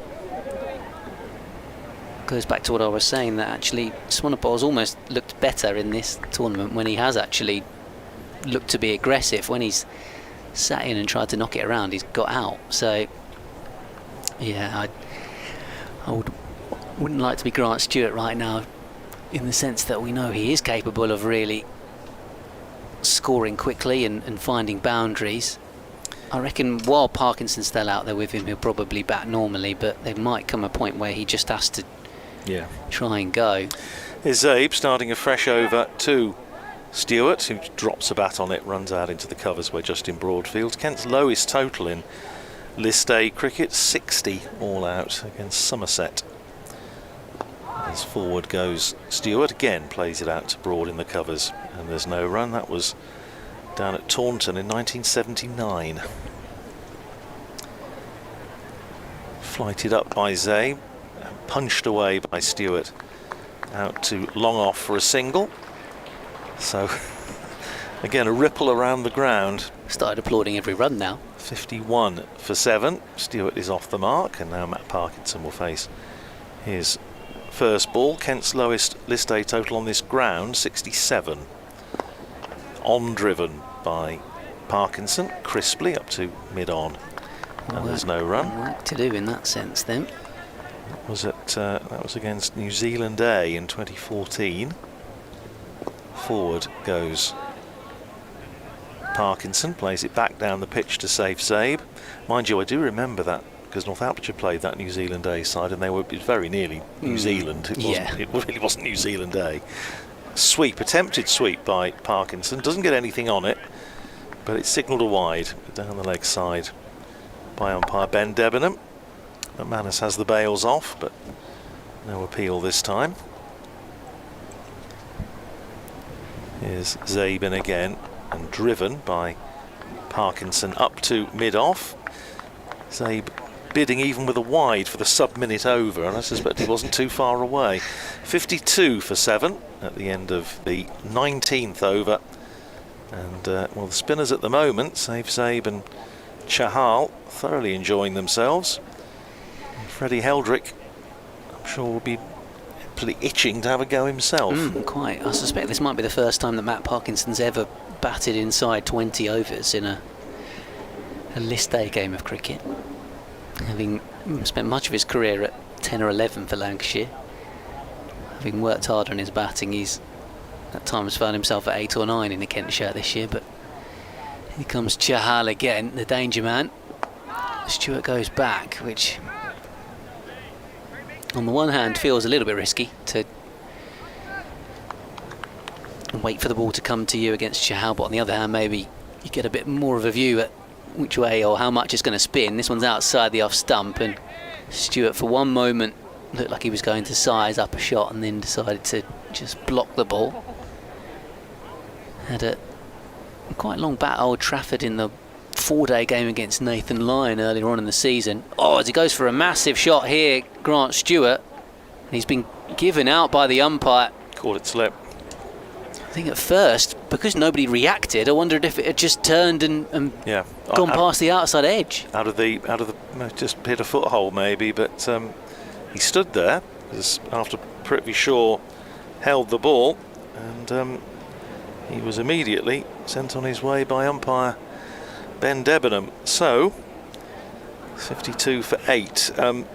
Kent's lowest total in list A cricket here in a sort of domestic match, competitive match, was 73 all out against Middlesex in the Benson Hedges Cup group match in 1979, of which Alan Knott made 24, Richard Hills 17, Alan Elam 13. But the first 3 all out for Ducks. Bob Woolmer, Graham Johnson and Chris Tavray, and Asif Iqbal out for 1. So the top order had a bit of a binary look that day. Well, I would suggest that possibly that lot are going to be spared the blushes of history, because I don't think Kent are going to get more than 73 with just Parkinson, Gilchrist and Garrett come against Chahal in this kind of form and this kind of pitch. Good mates with Nathan Gilchrist. In fact, Chahal's having a good old natter with him as he comes out. Well, I mean, you can... I was thinking, let's say I chat to the captain Jack Leaning later and ask him, well, why did you bat first? And he'll say, well, imagine if we were batting second against Chahal on this kind of wicket in this kind of form. Starting to wonder about the wiseness of batting on a used, or picking the choice to play on a used wicket as well. But, well, my godmother's actually here for her first ever game of cricket today, and I think my mum and dad might need to explain that it's not normally always like this, as this one's defended away by Nathan Gilchrist. Kent are 52 for 8, and Chahal's got 4 of them. Especially not when you're playing Northamptonshire. And here he comes again, the world-class leg spinner. He's dragging this down the slope. Northamptonshire supporters might just be getting a little flavour of what's to come in 4-day cricket this season. Get to see Chahal bowl a whole lot more. So he tosses this one up to Gilchrist and defends away into the covers. End of yet another wicket maiden in this game. He bowled a double wicket maiden his last over. He's now bowled another wicket maiden. Proctor had a couple as well. 4 for 10 from 5. I mean, yeah. Northamptonshire might need to take him out of the attack to spare Kent's blushes here at this rate, but he's been bowling absolutely magnificently. Maybe even Freddie Heldrick might be having a word in the skipper's ear and go, come on. Come on. Can I have a go? Morning to David Crook, or afternoon I should say now, to David Crook, who's sent us a message through on Twitter or X, and very much enjoying the live stream and the commentary, and as he says, taking nothing for granted yet. Well, no, it's probably Northamptonshire supporters have this sort of inbuilt pessimism, which is hardwired, and even in this sort of situation, they're still thinking of what could go wrong. For now, it's Safe Sabe who's going to continue from the far end, Stockingstone Road end, with a slip in, pretty short, and he bowls to Matt Parkinson, who was pushing it out into the covers, fielded by Justin Broad. And there's no run, a bit more cloud around than there was earlier. Short and punched away by Parkinson, and they come through for a single. It was fielded nicely by Broad, who just had to turn and throw, and just from that point of view made the single that bit easier. Just went on to his wrong hand. So they come through for a single. Parkinson is up and running, 53 for 8. Gilchrist to face. Now how does he go about this, especially against Zabe, when he goes to a defensive stroke, back down the pitch, fielded by Safe Zabe off his own bowling, and there's no run. Zabe in again, slightly quicker, and punched away back down the pitch by Gilchrist. There's no run. Just a single off the over so far. Zabe's been very tidy. Flighted up, very full, and just beats the outside edge of Gilchrist's bat, taken by Lewis McManus. It was very full, he almost sort of Yorker length. Just missed the off stump. Zabe in again, driven by Gilchrist up to mid-off. That's the end of another rapid Safe Zabe over, 53 for 8 at the end of it, with 21 overs bowled. Northamptonshire had, well, if they lose today, of course the game's not over, that would make it their least successful List A campaign since 2010. That was the last time they lost more than 6 matches in a season. That was in the old days of the CB40. Remember that? Good competition. I think everybody quite enjoyed it. Yeah, I like 40-40. Yeah, they lost 8 out of 12, so they of course did play more matches, but this is already just about their worst campaign of this format. It's going to be Chahal again. Goes past the outside edge of Matt Parkinson. I don't think he gave the captain any choice there. He marched back up to go and bowl his 6th over. No, absolutely not. Doesn't want the ball prized out of his hand at this stage, does he? He wants a 5th wicket before. He's got 4 for 10 at the moment as Parkinson comes forward against his fellow leg spinner. A little bit of pride at play when you're a spinner yourself with bat in hand, trying not to get out to the opposition's #1 spinner. Chahal bowls this a bit more leg side-ish. Parkinson though again forward and playing defensively. Midway through this 23rd over of the game, Kent won the toss and chose to bat first. As this one goes past the outside edge again, but lost wickets on 6-6, 15-15, all to the new ball, which was nipping around a little bit but not doing loads. And then to spin 49, 50, 50, 52. Chahal with all of those, 4 for 10. 2 each for Proctor and for Broad, as this one's defended away again by Parkinson. And it's almost been survival mode for Kent. Stewart was the only one that played any kind of shot in anger really and got out to it. This one's again nudged away by Parkinson. Obviously Denley was trying to sweep as well when he was dismissed. Another maiden from Chahal, but the only thing different about that one was that he didn't actually get a wicket. Good afternoon to Andrew Harrison, who I think might be listening to us in Japan, if I remember rightly, and it's good to hear from you. He says he's loving the pessimism of the Northamptonshire supporter. It was David who we were talking about a moment or two ago. He said, I thought I was hardcore.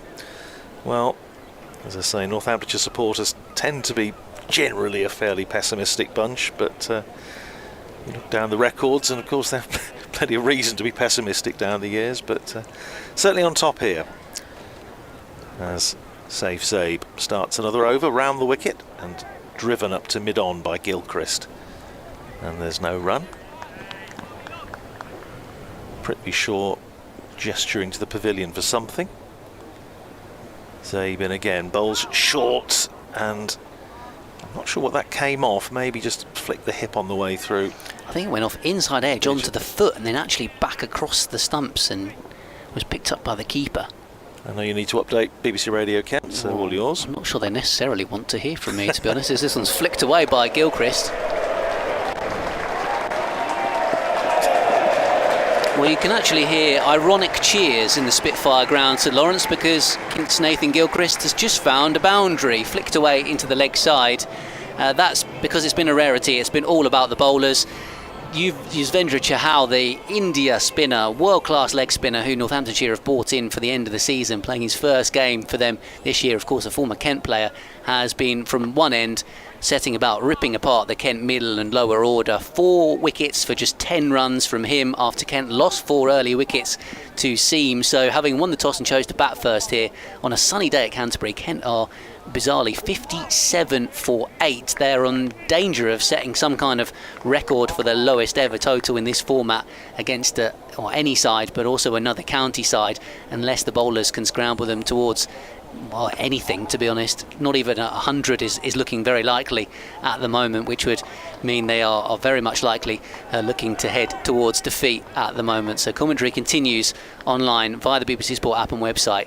Kent having an absolute shocker here in the sunshine. They are 57 for 8.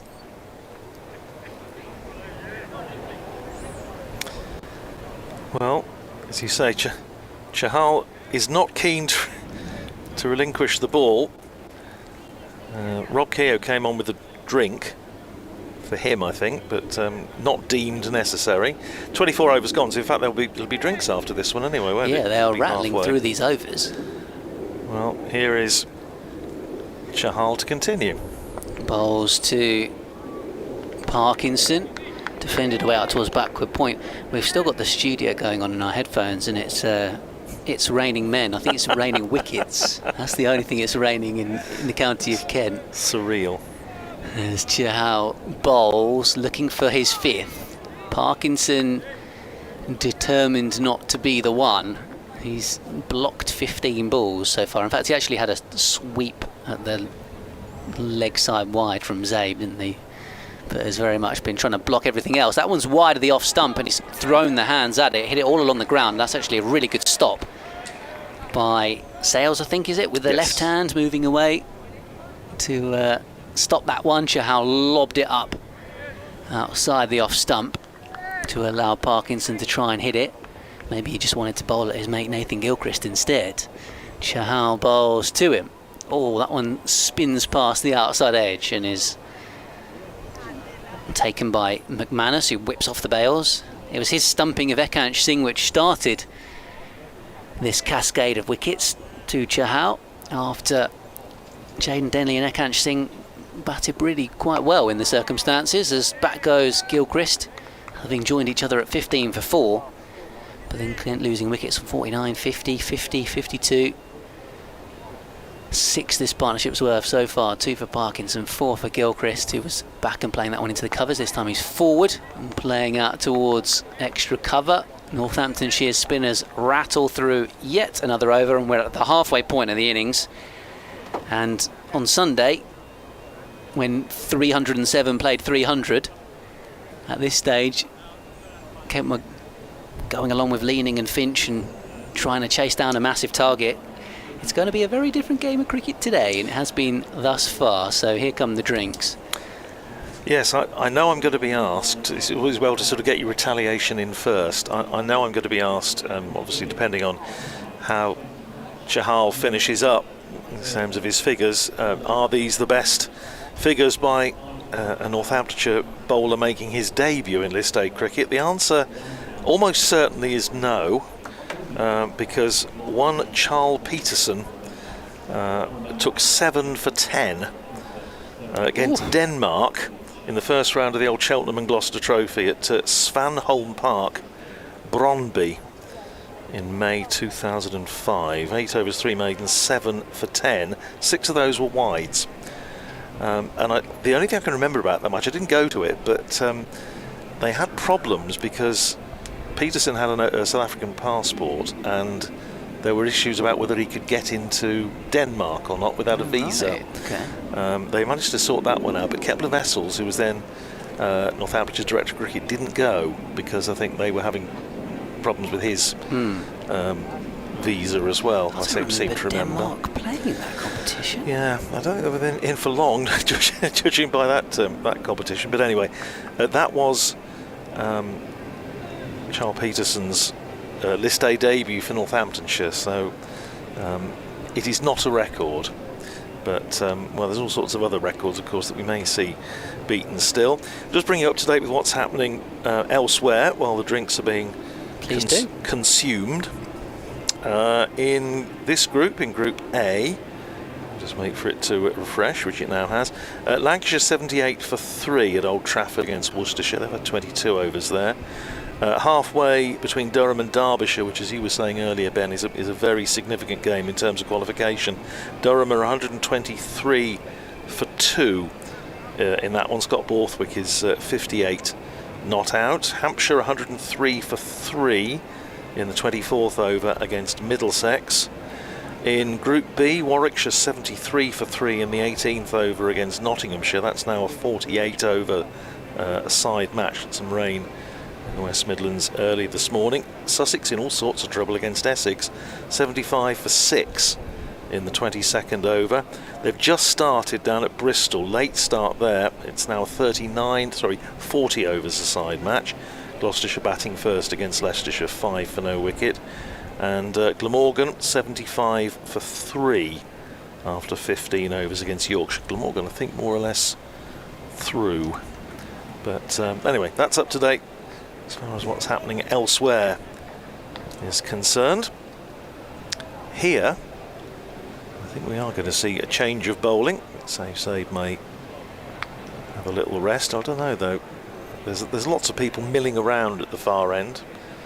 Lots of chatting going on. I think one of the umpires might just have nipped off for a comfort break. He's back on there now, and who can blame him? In fact, it is going to be Luke Proctor coming back into the attack. So maybe they want to try and see if he can polish matters off at 58 for 8. Of course, Kent still just shy of their lowest ever List A total against anyone, anywhere, which was 60. Back in 1979, which doesn't appear to have been a vintage year, although 78. Kent, was it 78? Kent shared the championship, but a couple of low scores in 79. Wet summer, I do remember, when I managed to persuade our school, a couple of our school teachers, on a trip down to London. It was as low as 6th, and they said, well, you can go anywhere as long as it's educational.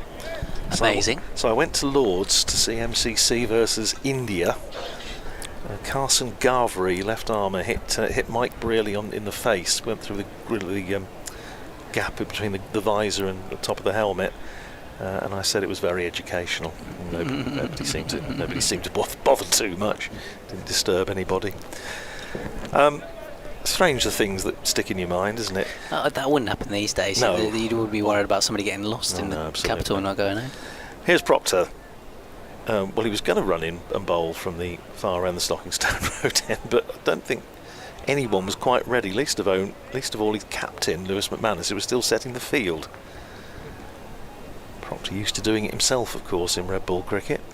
Running into bowl to Parkinson, it goes down off a thick outside edge down to backward point where James Sales fields, and there's no run. Haven't seen Rafi Weatherall yet, the young Northamptonshire pace bowler, who was stepped up manfully this year in the absence of George Scrimshaw, who's signed to bring a bit of pace and hostility into the attack. Sadly, he's gone down with a back injury and won't play again this season. Here's Proctor in and bowls, and worked away by Parkinson, but can't get it past short mid-wicket. Gus Miller in there makes a good stop, diving away to his right, and cuts off any possibility of a single.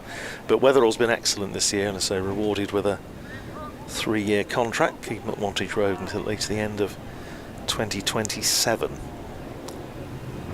Here's Proctor in again, bowls to Parkinson, who again looks to work it away through the onside, but once more can't get it past Miller at mid-wicket and there's no run. Was there a Blast game where he came on for the final over or the final 2 overs? For last over, it was against Worcestershire, and it was an extraordinary performance. David Willey, for whatever reason, hadn't bowled him in the innings to that date. Here's Proctor in again, bowls short, and Parkinson ducks underneath it, and brought him into the attack with Northamptonshire looking to defend 11 off the last over to win, and he did a super job, conceded just 4, I think it was 3 or 4. There we go, 4, with a wicket as well of Gareth Roderick, who was the man who was getting the runs for Worcestershire. Turned away by Parkinson, and this time he does manage to elude Gus Miller. It goes down behind square, in fact, and Freddie Heldrick comes in off the boundary to field. So 1 more to Parkinson. He goes to 3. I think the previous delivery was given as a wide, the short one. Was it? Oh, right, okay. So Kent are up to 60. 60 for 8. So they 1 run away from avoiding the ignominy of their lowest ever List A total.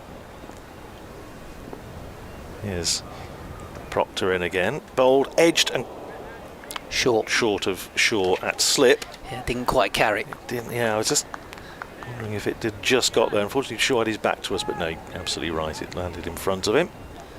But Proctor again, testing the batters around that outside edge. He really has been excellent this morning, and well, again, I'm sure questions will be asked about what would have happened. What if? Punched back down the pitch. Last ball of the over to Nathan Gilchrist, and that's the end of another over for Luke Proctor. 60 for 8. It is 26 gone now. I guess that's slightly the danger of bringing a player in who's got a point to prove when there's nothing on the game as such, and he's managed to perform so well that it's going to lead more to more questions. Oh, it will. I don't think there's any doubt about that.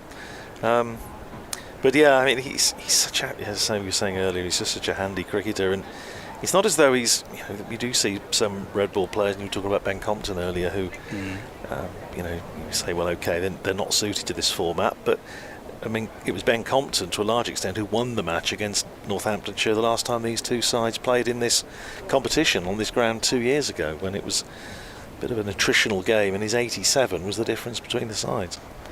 So Chahal continues. Parkinson plays nicely off the back foot for a single out towards deep cover, and it may well be that the spectators and members away to our left are aware of that 60 all out, and Kent avoiding that particular record, and in fact a couple of them have just given me a thumbs up, so well, yeah, at least that's not going to be in the history books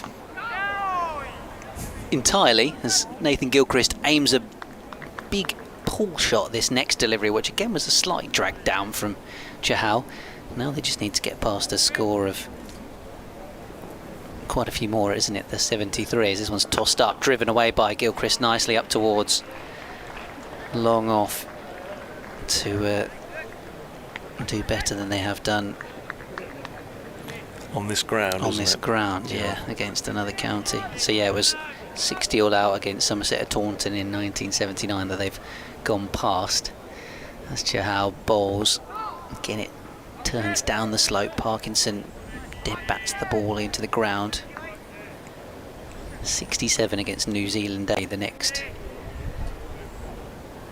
little mini milestone, which I'm sure the two batters out there in the crease will not be aware of at all, as this one spins past the outside edge and into the hands of McManus. And why should they be? They have lives. Indeed, indeed. It's only people like me that get excited about things like that.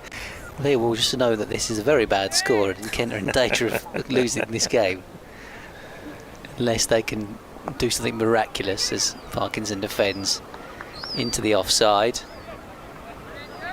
End of another Chahal over then, having ripped through Kent in previous overs. He's gone a couple without a wicket now for his forfeit. Lost his touch. 62 for 8. The lowest List A score against Northamptonshire by anybody was 56 by Leicestershire at Grace Road in the second year of the Gillette Cup back in 1964.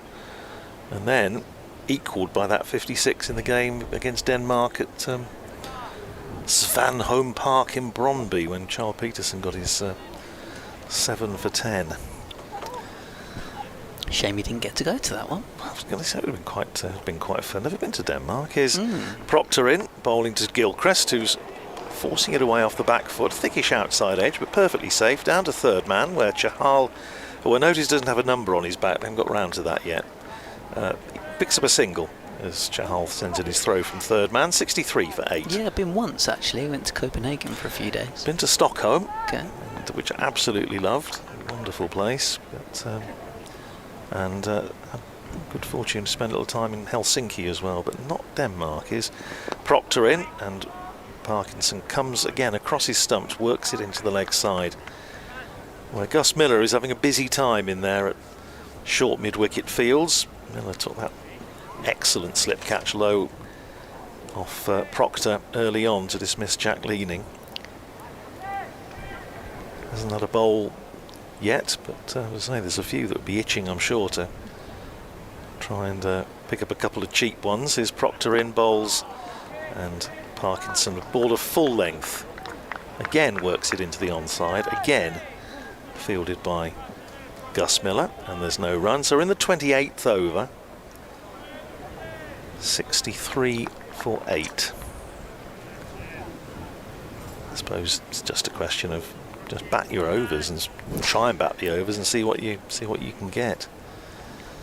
There's Proctor in, bowls to Parkinson, who's on the back foot, runs it down to Sales.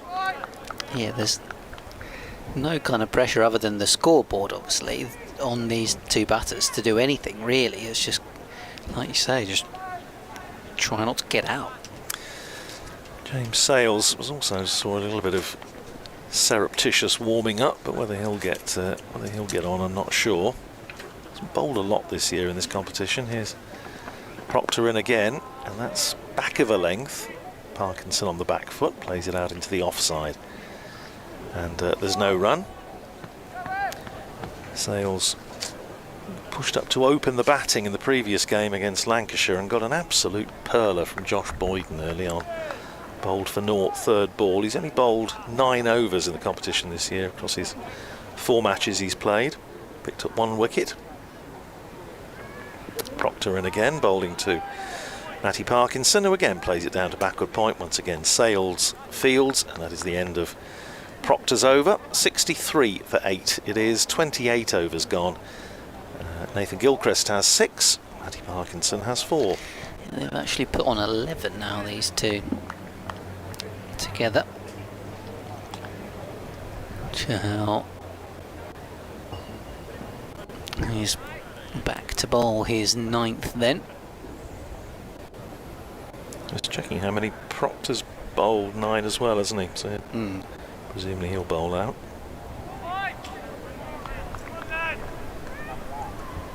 And we're going to have a sit down until head down to Merchant Taylor School next week.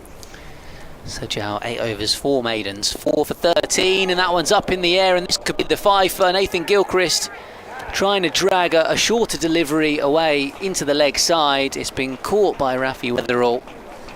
He looks at the sky, Nathan Gilchrist, knowing that that probably should have gone to the boundary. Instead it went straight up in the air. He is out. Chahal has a 5-fer on his return to the Spitfire Ground, St Lawrence, and Kent are 63 for 9. Northamptonshire in total command. Yeah, you can't really blame Nathan Gilchrist, really, can you, for just having a bit of a go? It was short, and it was the right thing, really. As you say, it invited the pull, didn't it? But he just didn't quite get hold of it. Went up in the air and presented Rafi Weatherall with a straightforward catch at mid-on. So that is a 5-for Chahal. And yeah, that's lovely. I like the localising touch there. Our friend on the public address is saying on his return to the Spitfire Ground at Canterbury. Well, yeah, absolutely. And so 63 for 9, and still that lowest list A total at Canterbury is up for grabs, or Kent's lowest list A total at Canterbury. Indeed, yeah. So Garrett comes out at number 11, left-hander, to to join Parkinson. And, well, Northamptonshire have probably already got their money's worth out of Chahal, even if he doesn't take many wickets in the championship games. Well, yes, I mean, it's an interesting one, isn't it?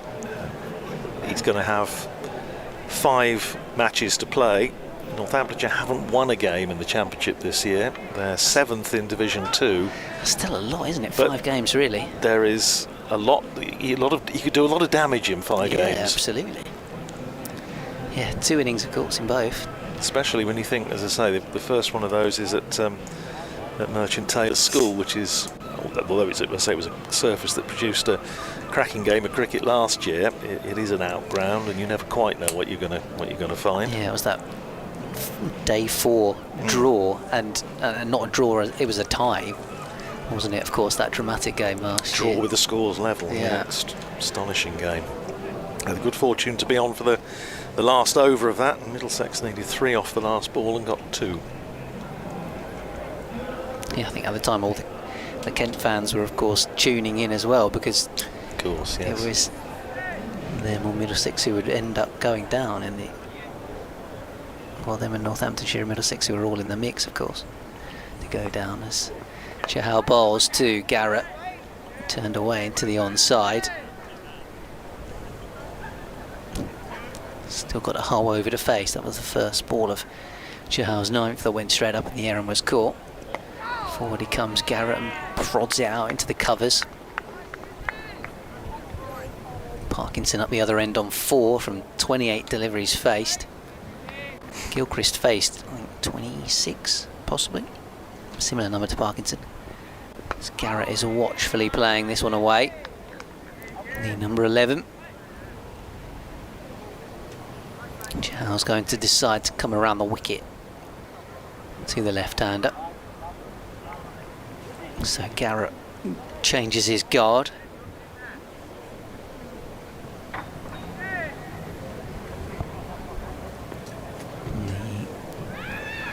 The short leg fielder in position as well now, who was at leg slip a moment ago. Chahal to Garrett. Turns down the slope, just flicked away into the onside.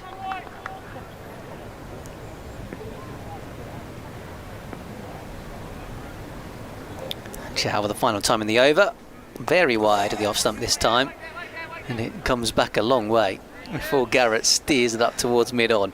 End of his 9th over. That's outrageous, Ben. I mean, it was, as you absolutely correctly said, it was so wide outside the off stump. If he'd left it, it hadn't turned. I think it probably would have been a wide. And as it was, it turned back, and he just had to play it just outside the line of off stump. Chahal's figures now. Yeah, 9 overs, 5 maidens. 5 for 13. Another wicket maiden for him. Yes, there's a pattern developing there, isn't there? Well, Proctor is going to bowl out, as we suspected he might. So he's going to run in and bowl over number 10 for him. There's a ripple for Chahal as he comes down. He's in front of the Cowdrey stand, or the Woolly stand, away to our right at 3rd man. He's clearly a popular figure. There, so I'll be having a little chat with him later. Here's Proctor in, bowls and pushed out into the offside by Parkinson for a single. 64 for 9, Parkinson to 5. Last time I don't know anything much to do with George Garrett. He was out there. I think I was sharing commentary with him at Edgbaston when he was on Warwickshire's books and wasn't playing in the particular match in question, and came up to the box and had a very interesting half an hour with him. Very articulate, and good to listen to. It wasn't a very gripping championship match, I seem to remember, and or at least not that particular phase of it. And I think we're talking mostly about club cricket, because I think at that stage he was playing in the Birmingham League, and exchanged a few club cricketing tales, as you do. 2 slips in as Proctor in and bowls to George Garrett, pushes it out into the covers where Freddie Heldrick fields, and there's no run. Actually, a lot going on this year, by the way. Yeah, struggling. Struggling. Well, if you're not available enough, you see, it's... Yeah, I know. I've managed to, I think I played 9 games and then we had 1 rained off. So should have had 10. Pivotal all-rounder like you, Ben, they can't afford to be without you. Here's Proctor in again, bowls to Garrett, who drives, and it goes off a thick outside edge down to third man, where Rafi Weatherall emerges from the shadow of the coffee shop to field. One more to the total, 65 for 9, and George Garrett is off the mark. Still trying to scrabble around and get them a team for the weekend. Oh, crikey, now that's hard work. We're doing all right this year. We're second in the league with Premier Division, with obviously quite a few games to go. Excellent. So here's Proctor in, forward goes Parkinson, up to mid-off, no run. Won the Northamptonshire T20, so went through to the regional stages, and we've got through to the last 8 nationally now. So we've got the area finals day down at Basingstoke on the 25th of August, which, if we finish early at Merchant Taylor's School, then I shall probably have a little trundle down and have a look. Proctor in, bowls driven nicely by Parkinson. He's going to get a single as it goes past the bowler, and fielder George Bartlett there had to track back, throw off balance, and so Parkinson was adamant there was a single, and informed his partner vocally of said fact. Probably heard it on the effects mic.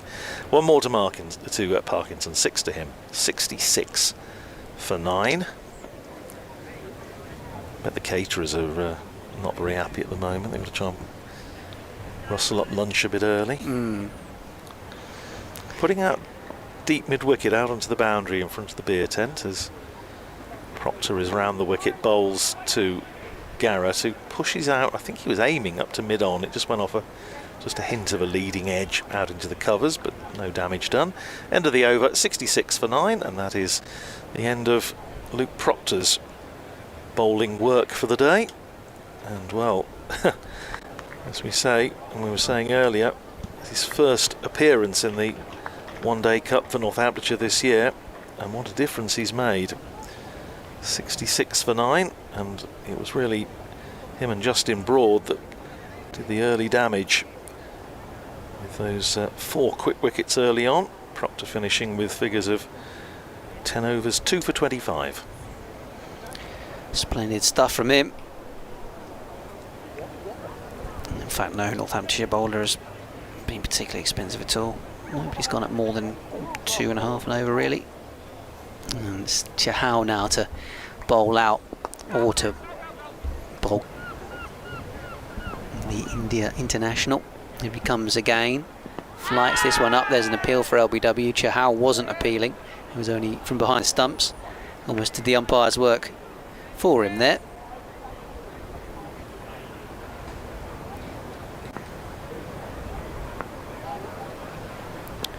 Round the wicket he comes, blocked out by Garrett into the offside.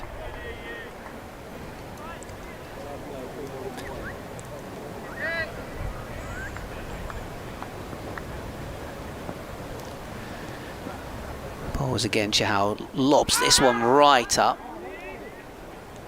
It was half an appeal as it dropped away into the offside. I wasn't sure if Garrett hit it or not, whether it was glove or something. And then dropped away on the offside. So there's one more ball to go in Chahal's spell. And it's fair to say it's been a good day for him. Can he finish off the job? Flatter delivery on the stumps. Garrett keeps it out. So Chahal bowls out and gets a very generous applause from the home support.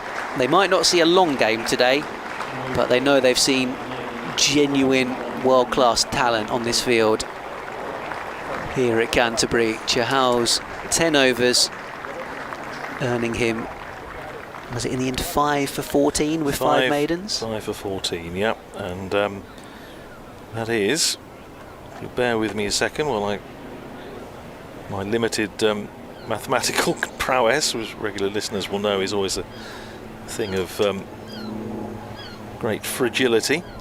It equals the 10th best List A figures for Northamptonshire ever, going back to 1963. Equalling 5 for 14 by Franklin Rose against the minor counties at Luton in 1998. It is going to be safe to come back into the attack. We bowled very tidily early on. So what you're saying is he's already a Northamptonshire legend. Oof, absolutely, a fan favourite.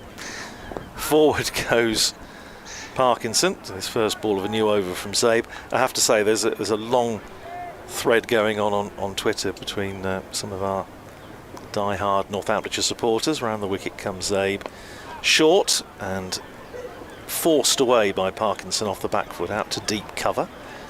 One more run to the total. Takes Parkinson up to 8, 68 for 9. A couple of interesting points. Talking about the whole sort of rather fatalistic, pessimistic view of that's inherent in most Northamptonshire supporters. I think it's anything to be ashamed of. It's just part of our birthright. Slip in as a bowls to the left-handed Garrett, who goes on the back foot, pushes it out into the covers, and there's no run. One interesting point has been made there is there's a lot of people were disappointed that Alex Russell, the young leg spinner, hasn't had really much of a go at all this year. In fact, hasn't figured in the first team. Little square drive by Garrett down for a single to deep backward point. Heldrick fields 69 for 9, Garrett to 2, and saying, okay, so saying he's not going to figure in the plans, so they bring in another leg spinner from outside. Clipped away out to mid-wicket, and there's no run.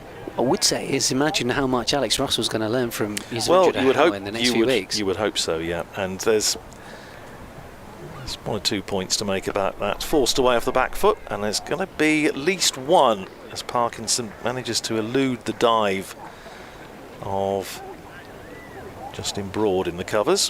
One more into the total, 70 up, 70 for 9. And Parkinson to 9, that's the end of Sabe's over, so 70 for 9, 31 gone. I mean, the other thing is, everyone is very much entitled to their opinion, and we all have them. I suppose it's difficult. Northamptonshire could say, well, we sometimes get accused of not being ambitious enough. Well, they brought in as you say, a world-class bowler who's picked up 5 for on debut. And then people say, well, yeah, but we should be giving somebody else a go. It's difficult. It is difficult. But I feel very much for Alex Russell. I think he's a fine young bowler, and I hope he's still got a future with Northamptonshire going forward. But it's been a pity that we haven't seen more of him. Got a 6 for against Kent, of course, in the match where Daniel Bell-Drummond, as you and I shared commentary on that one, when Daniel Bell-Drummond got his 300. Indeed. And I thought he bowled pretty well, stuck at his task admirably. So we're going to see Freddie Heldrick for the first time in the game, then the left arm wrist spinner. He bowls here to Parkinson. Back he goes and defends. He's had to be patient for his turn. Seeing Chahal bowl 10 straight. Proctor open the bowling and come back on. 70 for 9 here, Kent. As Heldrick bowls. Oh, that goes through past the outside edge. It was almost a Yorker. Full delivery that Parkinson played over the top of. Afternoon to Paul, who tells us he never mind Metro Bank fever. He's currently got a large dose of Chahal fever. Broken out back home. There we go. Here comes Heldrick. Defended away once more by Parkinson. Bit of a rarity, really, to see a left arm wrist spinner. Probably the rarest art form in terms of bowling out there, isn't it? Here he comes again. Oh, there's a slog sweep from Parkinson for 6. And held as well by a gentleman in the front row. And I think that might be the new biggest cheer of the day. Means Kent go past their lowest list A total at Canterbury. On this ground against another county, yeah. Never in doubt. Never in doubt. Great shot from Parkinson. Wonderful connection. He's got 15 now from 40 balls. Back he goes and steers this next one into the offside for a single. I've got an update here for BBC Radio Kent.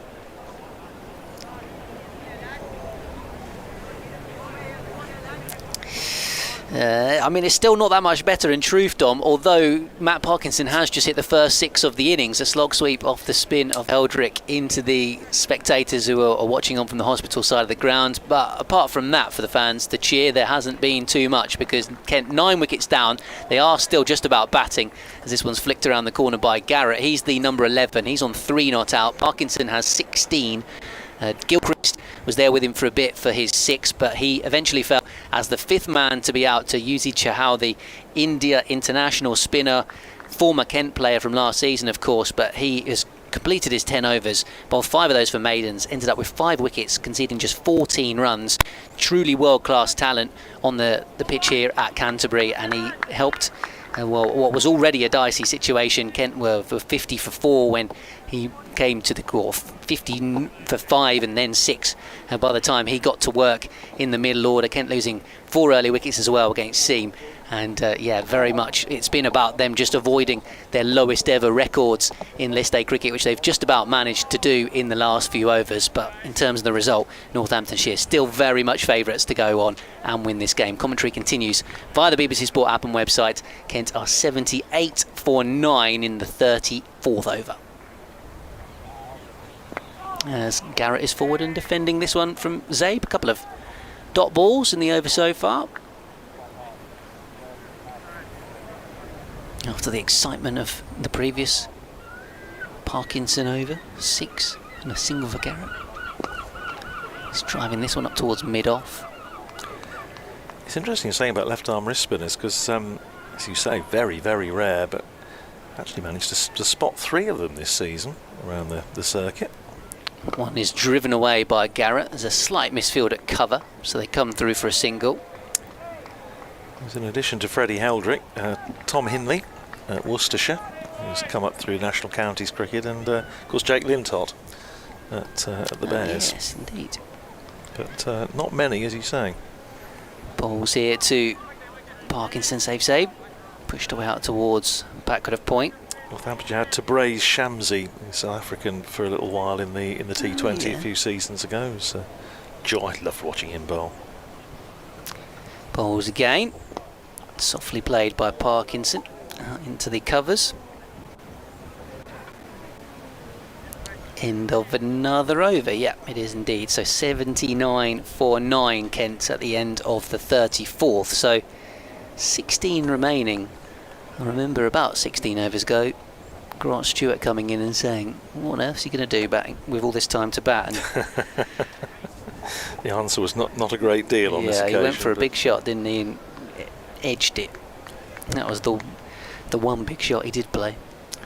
It's going to be Heldrick to continue. Freddie Heldrick from Suffolk. It is first team debut for Northamptonshire in T20 3 years ago up at Durham.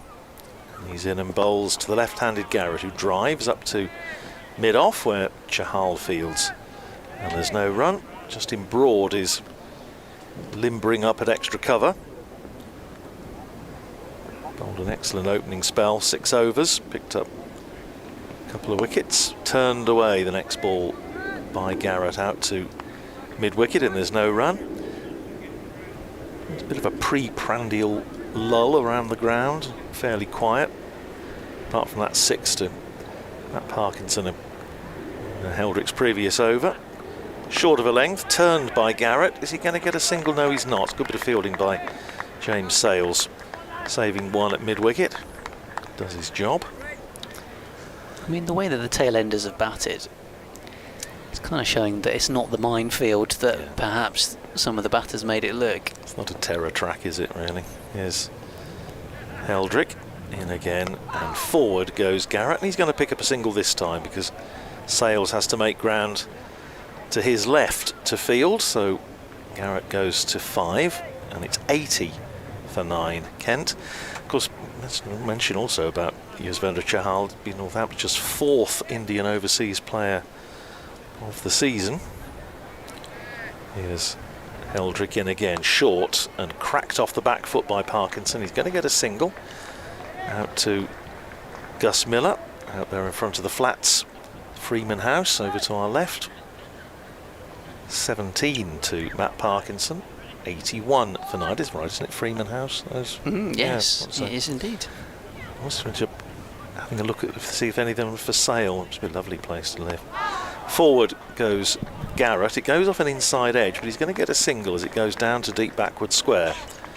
So one more to Garrett. He goes to 6, 82 for 9 at the end of the over. 34 overs, 35 overs gone now. Yes, because the Northamptonshire, having had Karen Nair at the start of the season, made a double 100 in one of the early championship matches, made a wonderful 100 against Surrey at the back end of last season. Prithvi Shaw and Chahal, of course, are playing today, and also Siddharth Kaul, the Indian fast bowler, who had some games in championship cricket in the middle of the season. So Northamptonshire have done well out of Indian players this year. I'm assuming, I don't know who else will be playing, may determine what player number he is, but Chahal, if he's the only player making his debut for Northamptonshire in the game at Merchant Taylor School, he will become Northamptonshire's 554th first class player. Prithvi Shaw being 553, Siddharth Kaul 550, and Karen Nair 545. So it is going to be Broad to come back into the attack from the Nuckington Road end. Edged and taken at slip, and that's the end of that. Kent are all out for 82. Broad finishes with a 3-for. A wicket with his very first delivery back into the attack, nicked by the left-handed Garrett. Good catch by Shaw, moving away low to his right. And Kent all out inside 36 overs. And in truth, the tail enders have managed to make them last a little bit longer than perhaps they might when 52 for 8. So Parkinson walks off, having faced 44 deliveries for his 17 not out, and about the only one, maybe other than Jayden Denley, who can say they basically did their job out there today. Yeah, Denley 22 off 49 balls. As you say, Matty Parkinson hanging around and proving, as you mentioned, an over or two back, that it certainly isn't impossible to bat on this surface. But just going to try and dredge up the bowling figures, because every one of the Northamptonshire bowlers today has been, well, at worst tidy, and in most cases a bit more than that. So I was going to give you the bowling figures, and then of course I go and access the wrong match, which is never a good plan, really, is it? Chahal just getting a warm applause again as he walked off the field, front of the queue, white ball in hand. First in the lunch queue, I should think. Yeah, absolutely. So the umpires are just checking. I don't think we have one of those rather strange ones that you get in club cricket sometimes, where if an innings finishes fairly early, then you finish up having to bowl a few overs before you take lunch. I don't think that's the case in this competition. Anyway, bowling figures as promised. Justin Broad, 6 overs and 1 ball. 1 maiden, 3 for 16. Luke Proctor, 10 overs, 2 maidens, 2 for 25. Yuzvendra Chahal, 10 overs, 5 maidens, 5 for 14. Safe Sabe, 7 overs, no maidens, no wicket for 16. And Freddie Heldrick, 2 overs for 11. There were 5 extras, 3 wides and 2 no balls. And Kent 82 all out in 35 overs and 1 ball. And my apologies, incidentally, for some bizarre reason calling the Nackington Road end the Stockingstone Road end. That's at, that's at Wardown Park in Luton. So I must have been having a strange mental absence and thinking about the Northamptonshire's former venue down in Bedfordshire, but my apologies for that. No worries at all. We'll take a brief break on the stream and on the BBC Sport app and website, and we'll be back with you for the run chase, which will just be, well, it's not really much of a run chase, is it? Northamptonshire will require just 83 to go and win the game.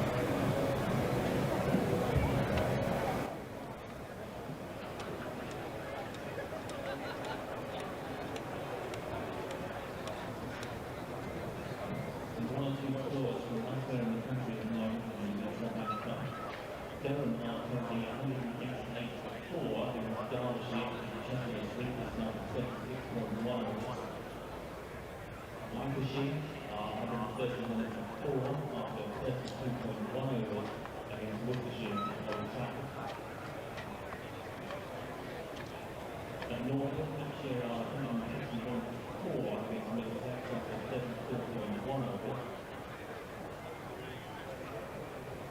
The Rovers are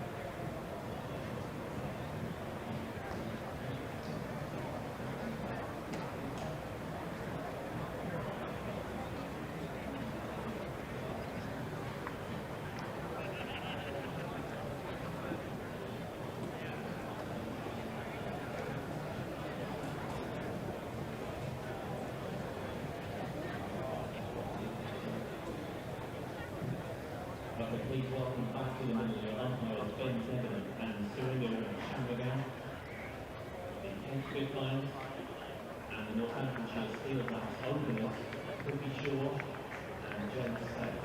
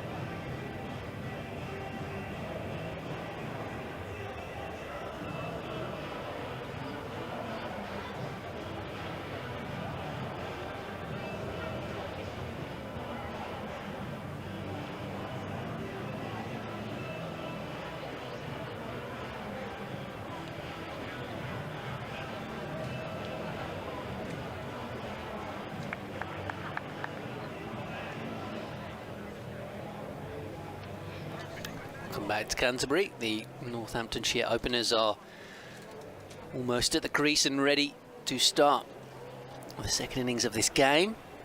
Bear Swanepoel in his final match for Kent has the ball in hand to bowl from the Nackington Road end. BBC Radio Kent's Ben Watts and BBC Radio Northampton's Andrew Radd in the commentary box. As Northamptonshire Steelbacks look for the 83 runs they need to win this game here at Canterbury after Kent were all out for 82. Here comes Swanepoel from the Nackington Road end. Shaw angles this down to backward point where Jaden Denley juggles it a couple of times and then lobs the ball to Harry Finch behind the stumps. There's a brief chatter in the written press box about how long this might last, how hard Northamptonshire might go at this power play, Andrew. I think Prithvi Shaw only plays one way, to be honest. Ben, I don't think I can't see him blocking too many. So here he is on strike. Swanepoel bowls. He drives square of the wicket away for 4 runs up the slope in between cover and point. And that was just a good cricket shot, to be honest. Bit of width on offer, and he played it away nicely. Well, as mentioned earlier, he's had in all sort of rational assessments, he's had a pretty good tournament. 326 runs. 76 against Middlesex, 97 up at Durham, 72 against Worcestershire. But you just feel that he's probably left quite a lot of runs out there. He's on strike again against the South African A player. And again, it's in that gap. Jaden Denley chasing after it to try and stop 4. He's going to dive and just about stop 4 as Joey Everson helps him out on the rope. They come back for 2. The other thing to say about Prithvi Shaw, he's not a huge fan of running. No. He does rather like dealing in boundaries. But I mean, the reason I say about leaving runs out, though, he got to 40 down at Southampton, 23 off 31 against Lancashire the other day. So he's, other occasions he's sort of got in and not really gone on. And we know he can go on because he made 244 against Somerset last year.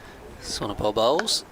Punch this time out to cover where Joey Everson misfields slightly, but Shaw not interested in a single. Just looking at the screen up in our commentary box, which is showing some other cricket going on elsewhere. Tammy Beaumont, 57, not out in that one. I was joking that at least a Kent batter somewhere got some runs today. As Swanepoel back at the top of his mark, so .42 in the opening over. Steelbacks 6 without loss. That one comes back into the right-hander. Garrett sets off to go and field it.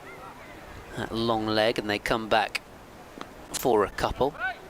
So they're bang on the rate to do this in 10 overs at the moment. This was the discussion upstairs, wasn't it? Whether it would be over in the power play. I think that's perhaps a little bit pessimistic from a Kent viewpoint.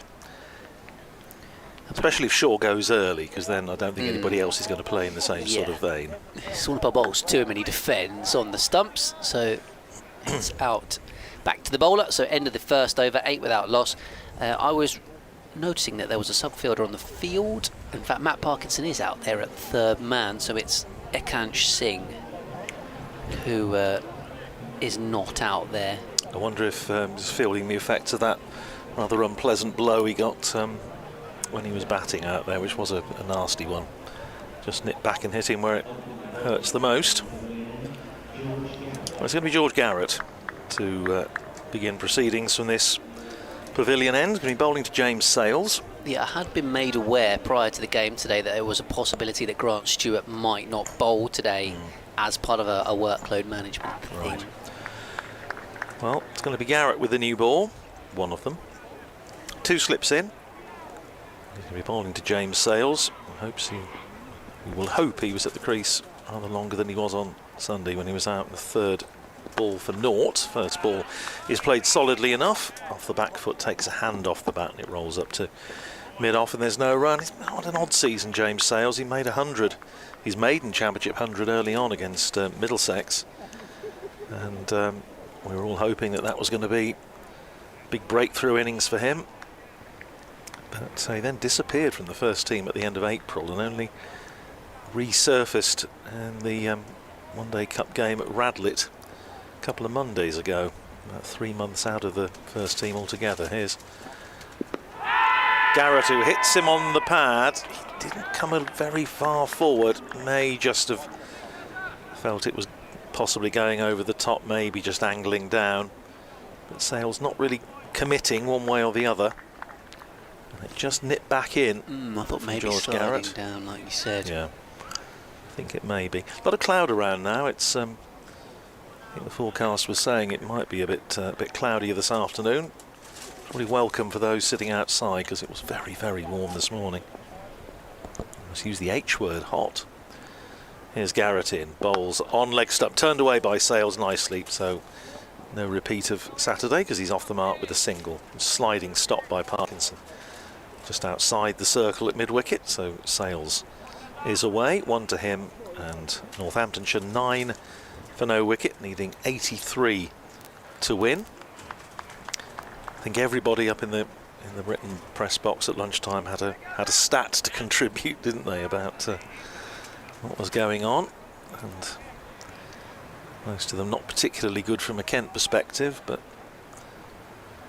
well, pick up a couple of early wickets, you never know. Yeah, that's their only chance, to take some early wickets, then get spin into the game in the same way that Northants did. Garrett in and bowls to Shaw, who forces it off the back foot, back past Garrett. It runs up to mid-off, where Bears Swanepoel fields. And there's no run. He's saying he's off to South Africa A soon, I think, Ben. Yeah, originally he was going to be around until mid-September, but that South Africa A call-up means I think he's pretty much flying off tomorrow.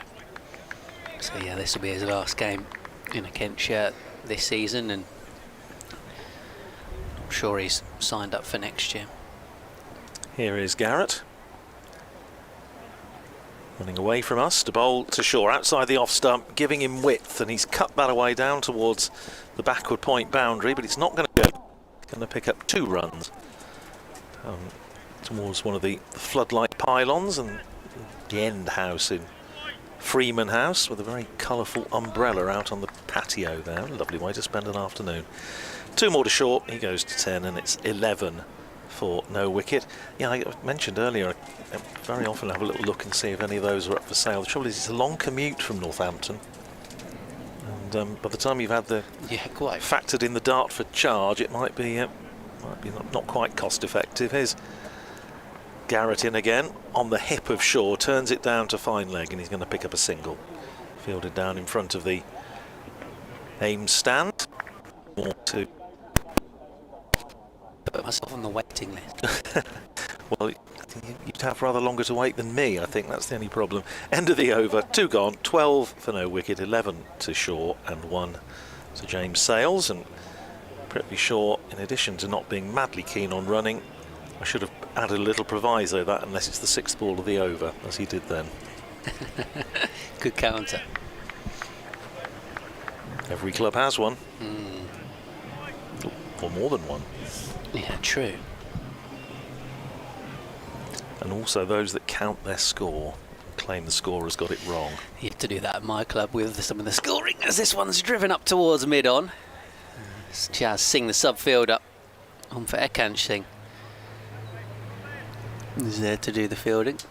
I'm sure your club is much more reliable on the scoring front, Andrew. Well, we're okay at first team level, but below that now, I think like a lot of clubs, it tends to be a little haphazard. Depends who's around on the week in question. Our umpire sometimes does it from square leg on the app. As this one is full delivery from Swanepoel. Pretty sure keen to try and get forward and drive, but can only pick out mid-on again. So a couple of dot balls to start this over 12 without loss. Northamptonshire, 71 more needed to win. Yes, our first team very well served by Alex, who's listening. Afternoon, Alex Potter. But yes, it's I'm not a big fan of computer scoring, I must admit. Here comes Swanepoel to shore, slaps it back up the pitch. Jazz Singh chasing after it. Good scramble in the end to prevent 4 and save a couple of runs. First I thought he was going to cut it off, and then when it got past him, thought maybe it was going to go all the way for 4, and ended up just being 2. So not loads of foot movement from Shaw, very much see ball, hit ball type stuff. I should say much cloudier now here at Canterbury, but still warm as Swanepoel with 2 slips. Bowls pushed back in his direction. Half fields on his follow through. I don't know if it's the same down here, but in our Premier Division, I think the expectation is that all the scorers will use the scoring app and whatnot, so you can actually do live scoring and can see it, which is brilliant if you're, especially if, like me, you're not necessarily around working on a Saturday or something. You can actually keep an eye on what's happening. That might well be the case. A lot of them are live streamed these days. As back goes Shaw and drives, punching drive off the back foot away for 4 runs out towards deep cover on the Hospital side of the ground. And that was again just a good cricket shot, sort of stroke you want to see from a batter in the power play, hitting the ball crisp and firm and in the gap. And he moves on to 17 now from 14 balls. So he would already be the joint second highest scorer in the Kent innings, obviously with Parkinson making a rather more watchful 17. And the spare Swanepoel bowls, drives it out to wide mid-off this time, where Gilchrist does the fielding, and he won't get a single Shaw. So end of the 3rd over, and Northamptonshire 18 without loss. Certainly, I'm very nice. In much else. Just have a quick look at what's happening in the other matches. Of course, this one not affecting qualification, but a number of the others are. So trying to keep you up to date with what is happening elsewhere. At Old Trafford, Lancashire 194 for 5 against Worcestershire. They're in the 42nd over there. Durham 227 for 7 in 46 against Derbyshire. That's an important game. Here's Garrett in, bowls to Sales, who's playing that defensively up to mid-off, and there's no run. Hampshire 208 for 5 against Middlesex, and in Group B, Warwickshire 154 for 8 in the 40th over against Nottinghamshire, so they're struggling. Sussex have recovered a bit because they were in all sorts of trouble early on. 161 for 8, not great, but better than it was. In the 42nd over against Essex, they are off for rain again at Bristol, unfortunately. Gloucestershire 55 for 1 after 12 against Leicestershire. Here's Garrett in, bowls to Sales across his stumps, nudges it out into the onside. Gilchrist comes in from mid-wicket to field, and there's no run. And down in Cardiff, Glamorgan 157 for 7 in the 34th over against Yorkshire. That has been reduced now to 47 overs a side after rain. The west side of the country is probably having a bit of a worse time with the weather than we are here, because although there is plenty of cloud around, it's high, and I don't think there's any rain in the forecast, at least not that's going to affect this game. Here's Garrett, and again bowls to Sales, plays it out once again to Gilchrist at mid-wicket, and there's no run. Talking earlier, Ben, about we talk about dead games and all the rest of it, and meaningless games, and the number of personal agendas that are here, and players wanting to try and put their hand up when the championship returns next week. And James Sales is one of those. I say a few runs here will be very handy.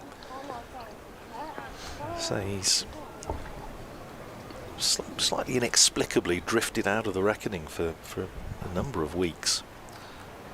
Here's Garrett in and bowls to him, plays it up to mid-off this time, where Swanepoel fields and there's no run. As Northamptonshire supporters will be aware, but Kent followers might not be sure of this, but Sales Jr. becoming, well, adding only a second name on Northamptonshire's list of fathers and sons who've scored first-class hundreds for Northamptonshire. Of course, a bit different down in Kent with the Cowdreys and so on, but we have Peter and David Willey being the first. Here's Garrett in again, bowls to Sales, pushes it up to mid-off, and there's no run. And then David and James Sales becoming the second. And the Wilds, John and David. John made his debut 71 years ago, in fact 1953. Was stumped for 95 against Warwickshire in 1960, and of course his son Duncan went on and made hundreds for Northamptonshire, so pity that they're not quite in the pantheon with the other two families. Garrett in and bowls to James Sales, nice looking shot, punched off the back foot, but straight to extra cover. Can't get it past Joey Everson, and that's made for George Garrett. 2 overs, 1 made, no wicket for 4, 18 for no wicket, 4 overs gone. You just sense here that Pretty Sure will be looking to try and finish this as soon as possible, and James Sales would be quite happy for a little net. Yeah, absolutely. A little net in the middle. Yeah, stick around and, as you say, get ready for Championship cricket. Well, I think a few of the Kent batters ended up sort of having a bit of a net for Championship cricket, in the sense that it was about survival, when rather than trying to score runs at any kind of pace, once they were in such a difficult position early on. As Bayo Swanepoel comes in, there's a big shout for LBW. It might be going down the leg side, or there might have been some bat involved. Swanepoel's appeal was quite quickly given up on. Keeper didn't. Harry Finch didn't seem that either, did he? Really? Suggests maybe it was going down the leg side. It was quite full and fired in by Swanepoel. He was in again, the South African. Too short. Drives it back up the pitch, where Jazz Singh does the fielding. So, for very briefly, to let people know, after 2 o'clock we're going to have a visit from our junior journo for the day from Kent Cricket. I think we're trying to squeeze him in for a little moment on air before the before the game is done. Obviously, due to it being a bit quicker than normal, perhaps, to close, with only 65 more needed for Northamptonshire. As Shaw tries to drive this one away towards wide mid-off.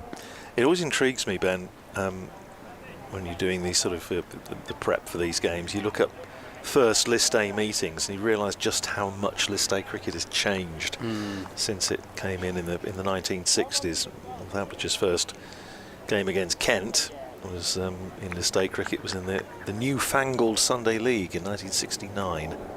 Swanepoel bowls on the stump. Shaw defends this back to the bowler.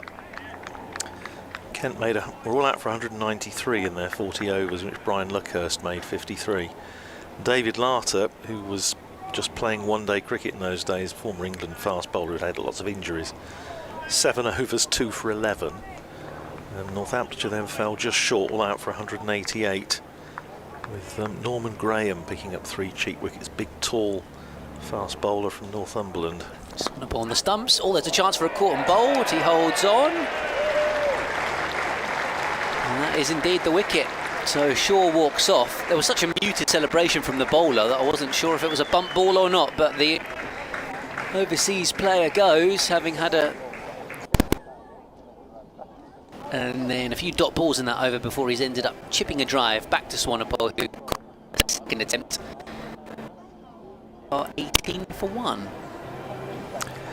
Yes, that sort of slightly encapsulates Prithvi Shaw's approach in these games. If it comes off, it can be absolutely thrilling, and as he showed last year with his 244 against Somerset and his 100 on one leg against Durham. But so this year, Interestingly, it looks as though Northamptonshire will go through this, well, in fact they will now go through this entire competition without any batters making a... I didn't know Finch in the last Finch did. game. Of course he did. We were playing Lancashire on Sunday, and they had 3 individual hundreds in the competition, but Northamptonshire will have no individual centuries in this competition. Yeah, Jennings got one against Kent at Blackpool, but was at the wrong end in the final over when Parkinson managed to get the winning wicket. So Bartlett to the crease then at number 3. After Shaw, ball Swanepoel for 17. Yeah, Jack Leaning came into this game off the back of a couple of 81s, one not out and then one before. He was the 4th man dismissed, I think, on Sunday, and that started the collapse somewhat. Yeah, closest Northamptonshire have come was Shaw's 97 off 71 up at Durham. Yeah, as I say, Swanepoel got one in the warm-up game, if you will, the National Counties game. Bartlett got one against Norfolk at Manor Park in Horsford, which was very nice. I went this year, it was very pleasant. So Swanepoel to Bartlett then, here we go. 2 slips in play, a little bit more sunshine now as well, as that one is whipped away behind square on the leg side. But he was rather squared up by that delivery. There was a few oohs and ahs from the Kent bowlers and fielders and whatnot.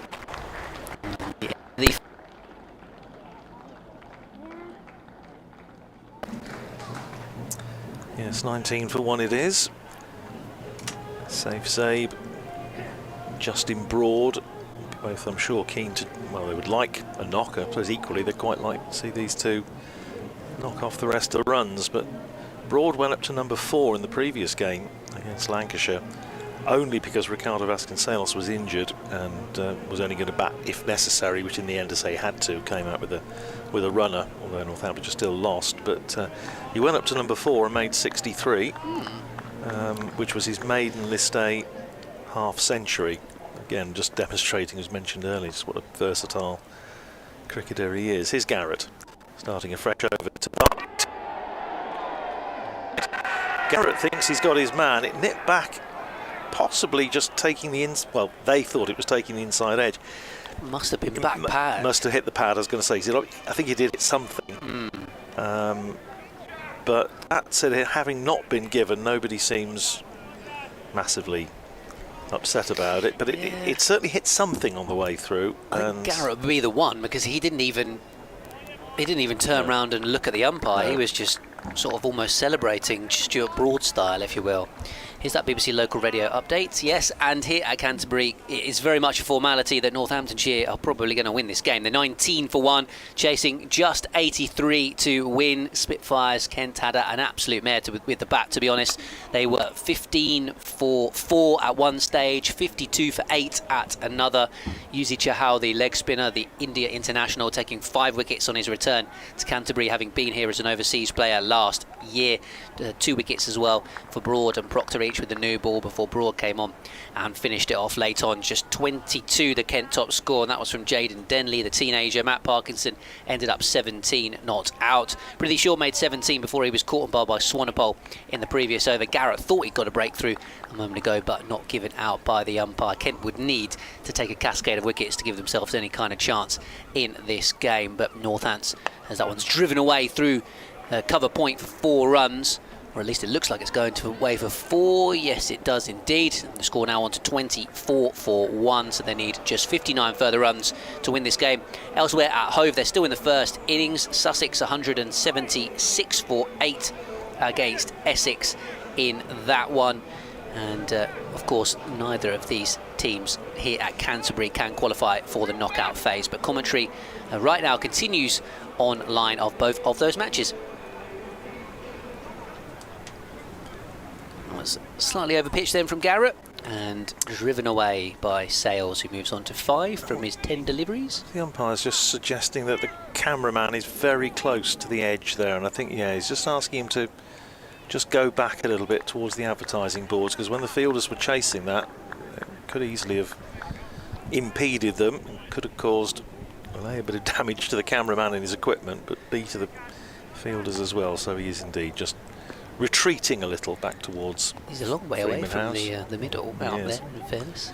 Here's Garrett in, bowls to Sales, who turns that away nicely through square leg, running out towards the boundary. I think this is going to go for 4 as well. It is.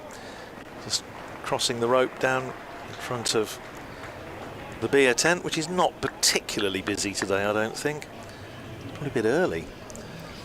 28 for 1 it is, so back-to-back boundaries for James Sales, who goes to 9, 28 for 1. Yeah, it feels like that potentially might be the business that misses out the most today. Yes, absolutely. Coffee shops doing all right down to our... Yeah, iced coffee maybe. Very nice. Here's Garrett, still 2 slips in. Bowling to James Sales, who plays a textbook back defensive stroke out into the offside. And there's no run to be had. Sales in his 5th match in the competition this year. As I mentioned, he's had a quiet tournament. Highest score of 10. And he bowled 9 overs, picked up the 1 wicket. But you would hope, one of the players around whom Northamptonshire will look to build in the years to come. It's 3 all-rounders, Sales, Miller and Broad. Off some males, Sales again, this time he doesn't time it at all. It just runs up, having been jammed hard into the ground. Off, and that's the end of the over. 28 for 1 with 6 overs gone. Sales has made 9, Bartlett has made 2, and Northamptonshire need another 55 to win. Yeah, Bartlett played nicely in that game at Norfolk, because Northamptonshire made a bit of a faltering start. Prithvi Shaw went early. It was amazing he was playing, to be honest, in the warm-up game, but he did. But he should have lost a couple early on, and Bartlett just had to work hard at the start and then cut loose later on. Made a very nice 123.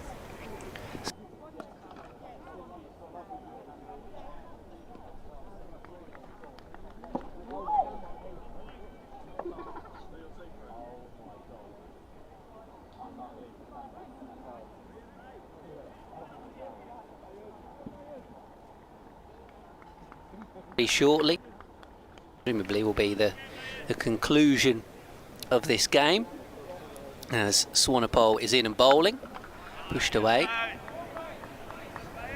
now towards extra cover, and going to be sitting next to me and on the mic in a moment is Finn, who I'm just going to adjust keep your cap on, you find that, adjust your headset. How are you, Finn? You okay? Yeah, you? Yeah, I'm good, thank you. So Finn is Kent Cricket's junior journo for the day. What have you been up to so far? Just hold that thought while Swanepoel comes in and bowls to the new man, which is driven away Bartlett out towards extra cover. Yeah, who you been interviewing so far today? Base Swanepoel so far. Oh, excellent. So you got the honour of speaking to him for his final game for Kent this season. Yeah. And how was it? What questions did you ask him? I asked him some of the questions here. You got a nice prep sheet. I've got 10 questions I asked him. You've been doing your research before the game. Here he comes. Swanepoel bowls on the stumps, defended away. So Finn is Kent's junior journo for the day. So you get to interview Bayes Swanepoel. What else do you get to do as part of your gig for the day? Rang the bell. You rang the bell at the start of the game? Yeah. Excellent. And then at the end of the day, I'm going to be interviewing Jaden Denley. Ah, fantastic. And how old are you, Finn? 9 years old. 9 years old. So you got a post-match interview lined up. Swanepoel bowls, driven away through point for 4. Wow. That was flash past Jaden Denley. Yeah. He didn't even see that one barely, as it was rocketed away by Bartlett. What have you made of the game so far today? Northamptonshire 32 for 1. Kent bowled out for 82. You got all your Kent cap on and your Kent training top. It's been a tough day for Kent, hasn't it? Yeah. They won toss and batted first because I went up to the middle. I think they'll regret that now. Yeah, absolutely. It was a good toss to lose for Northamptonshire, wasn't it? Yeah. Swanepoel bowls. Short ball hooked away. That's going to be 4 more as well. The man is at fine leg and it's gone through kind of a backward square, so Swanepoel concedes 2 boundaries at the end of the 7th over. Steelbacks on to 36 for 1, 47 now to win. Yeah, obviously they got those early wickets didn't they, at 15 for 4, and Yeah. then Chahal came on and... Just got 5 wickets. Yeah, absolutely. I mean, who is your... Well, I mean, he's probably one of the best players you've seen live, but who are your favourite players? Base Swanepoel and Tawanda, though he's not here, and maybe Jaden Joe, though Joe's injured. Yeah, he is, isn't he? Well, Yeah. hopefully Kent fans will be hoping that he'll be back in the action soon for the county championship, of course. Any sort of non-Kent players who you like watching as well? I like watching Marnus Labuschagne. Yeah, nice. Yeah. He just loves his cricket, doesn't he, Yeah. Labuschagne? He's completely obsessive. Here comes Garrett then. From the pavilion end. 36 for 1. Oh, goes past the outside edge. That was an attempted drive from Sales, which has gone through to the keeper. Because Labuschagne actually played some club cricket in Kent. You might not know, quite a few years ago. Glamorgan as well. Yeah, Glamorgan player. Yeah. I think he played at Sandwich Town. So, yeah. Where did you play your club cricket? Ashford. Ashford. Excellent. And what do you do? Bat bowl? I'm normally in like the all-rounder position. Yeah, nice. Bit of both. What do you bowl? Spin or seam? Fast seam. Yeah, good idea. Here comes Garrett then, trying to get a wicket with his seam bowling. Defended away out towards backward point, where Jaden Denley does the fielding. Have you done your prep for Jaden Denley? Got some questions planned for him? Well, there we go. You just go working your way through your notes. That's a lovely clipboard as well. Is it a Kent Cricket? It's a They gave me, bright orange Kent Cricket clipboard. And you do a match report as well, is that right? Yeah. Have you started writing it yet? I've started doing plans here. Excellent. You've already started making your notes then. Yeah. So, Garrett in and bowling. Turned away into the onside. To Nathan Gilchrist. Yeah, Gilchrist picking it up at mid-wicket. So what do you think your top line's going to be in your match report? Will it be something about the good bowling or...? Yeah, bowling, because bowling's probably been the standout today, especially Northamptonshire. Yeah, absolutely. We were having to delve through the record books ourselves, wondering if it was going to be a lowest score type record for Kent, but thankfully they just about managed to avoid that, albeit that's probably the one positive for Kent today. There's not been many on show. 82 all out, 36 for 1 in reply. Northamptonshire as Garrett with 2 slips in and bowling. It's been driven up to a wide mid-off position. It's a good pick-up from Bear Sonapot, that wasn't it? Thrown in towards the wicket keeper.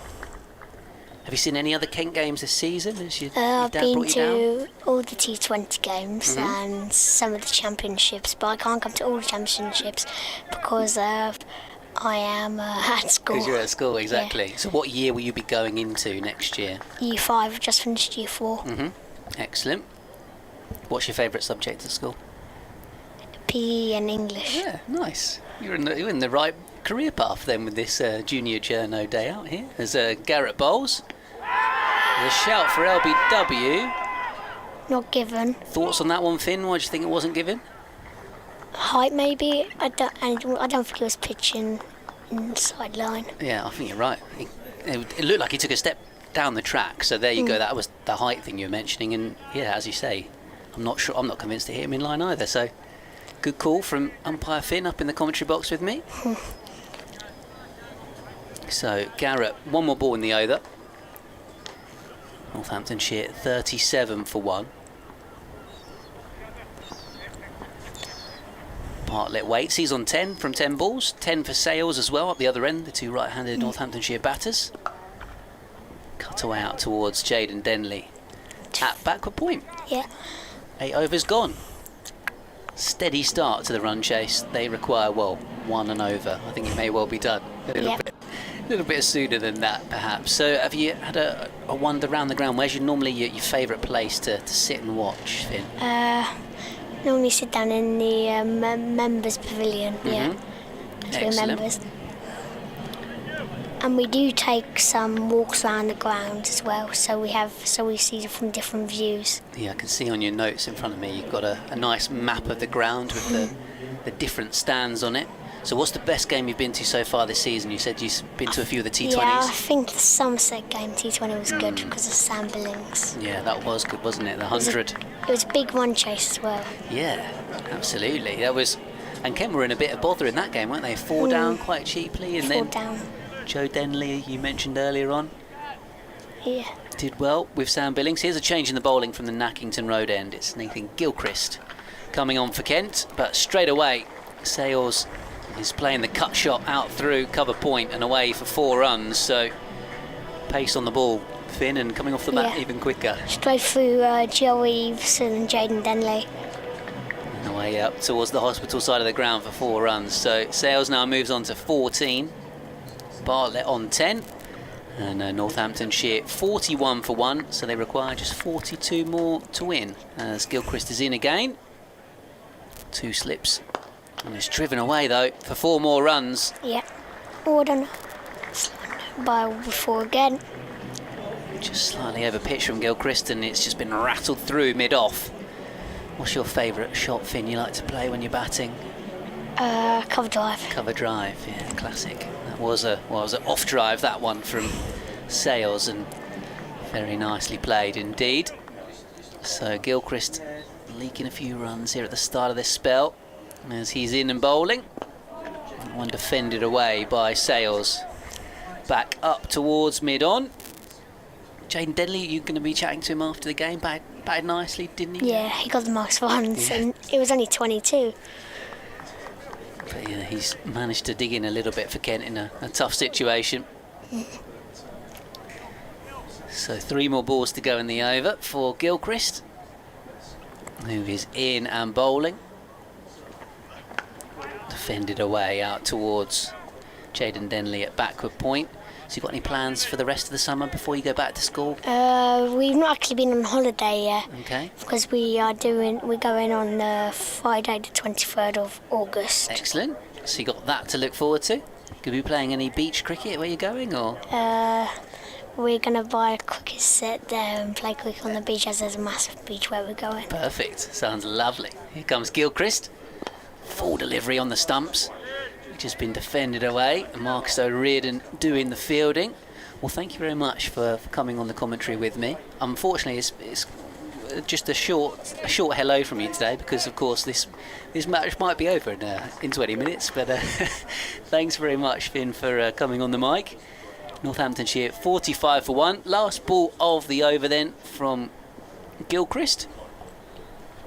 Just leaning in at slip. This one's driven away out towards Marcus O'Riordan again. Yeah, that extra cover. So 9 overs gone, 38 to win.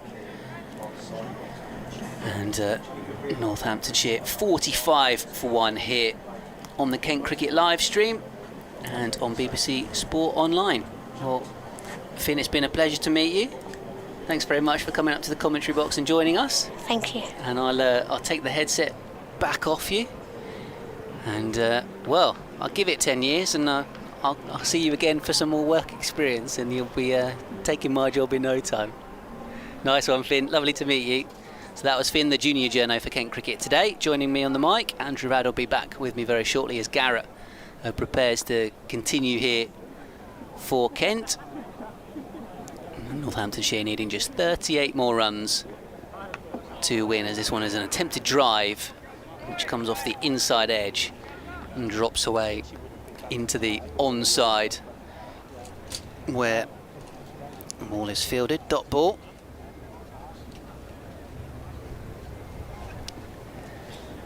So Andrew back alongside me as we come towards the end of this power play 1, so fielding restrictions will be relinquished, although in the grand scheme of things I don't think it's going to make too much difference, Andrew. The quality's gone now, I'm afraid. You've stuck with me for the rest. Here comes Garrett Bowles. Oh, attempted heave into the leg side. Was walking down the pitch there, Bartlett. Wide, signalled by the umpire. But what a brilliant initiative that is. And I've been really enjoying some of the stuff on Kent's social media as well about the junior reporter. It's really, really good, and it's an excellent thing to see. And hopefully other counties will copy. Just 9 years of age, Finn. Oh, no. He's doing PE in English. I did that. I basically did that at uni, so he's on the right path of becoming. We're doing what we do one day, maybe. As Garrett is in and bowling once more. Bartlett on 10. Bartlett might have a few more after this as he heaves it away into the leg side. Didn't quite get it out of the middle of the bat, but shorter side, and he gets 4 anyway, and he brings up the half century for Northamptonshire, and victory surely not too far away now.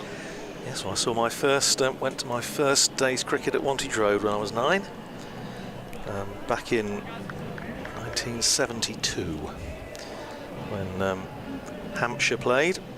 Bank holiday Monday, the May bank holiday, and went with my nan, and my great uncle, who was on the gate, sort of waved us in, but it rather deprived me of the opportunity. So I got my new schoolboy members ticket, you used to be able to get in those days, and I wanted to wave it, sort of brandish it, but he just waved us in anyway. But good age to start, I reckon. So Garrett in once again. Steelbacks 50 for 1. Bartlett feels like he's now had 14 balls to have a look. That one's another dot ball, and is starting to try and get this done in a hurry now. Yeah, perhaps they fancy a few oysters in Whitstable later or something. Trundle down to the seaside, a bucket and spade at Ramsgate or something.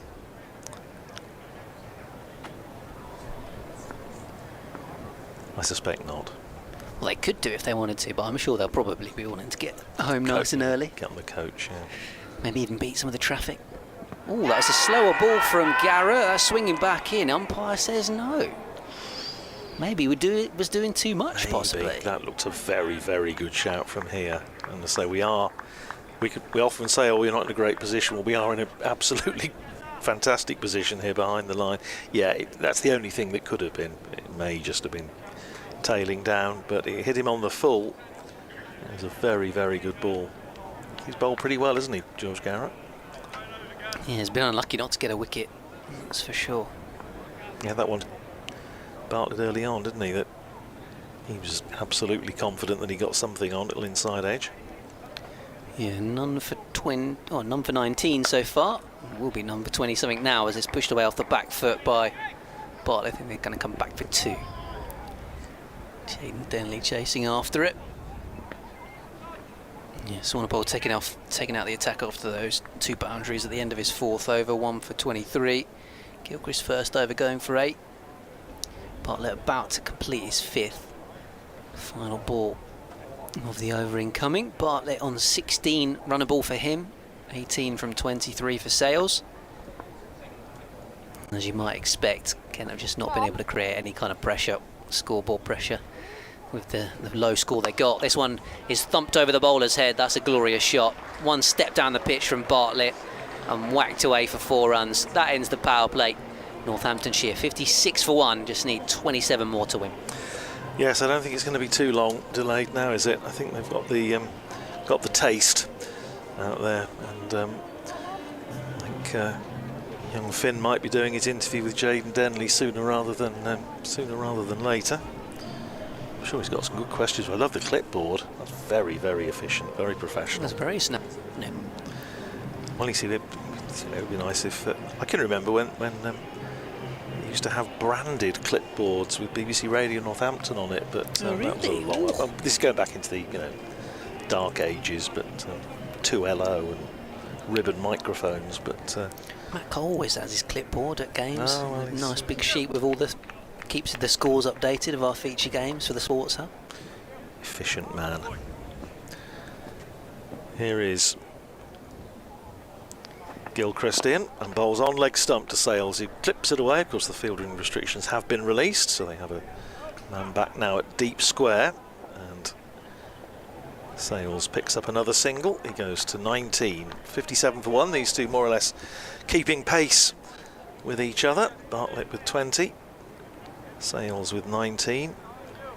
George Bartlett 222 runs in the competition coming into this match. Couple of 50s. Here's Gilchrist into him. Doesn't bounce a great deal, and he plays it off the back foot wide of backward point, and he's going to get a single down to Parkinson at the 3rd man, who might be wondering if he's actually going to get a bowl Yeah, well, there's going to be enough time for him to do so. One more to Bartlett, 21 to him, 58 for 125 more runs required.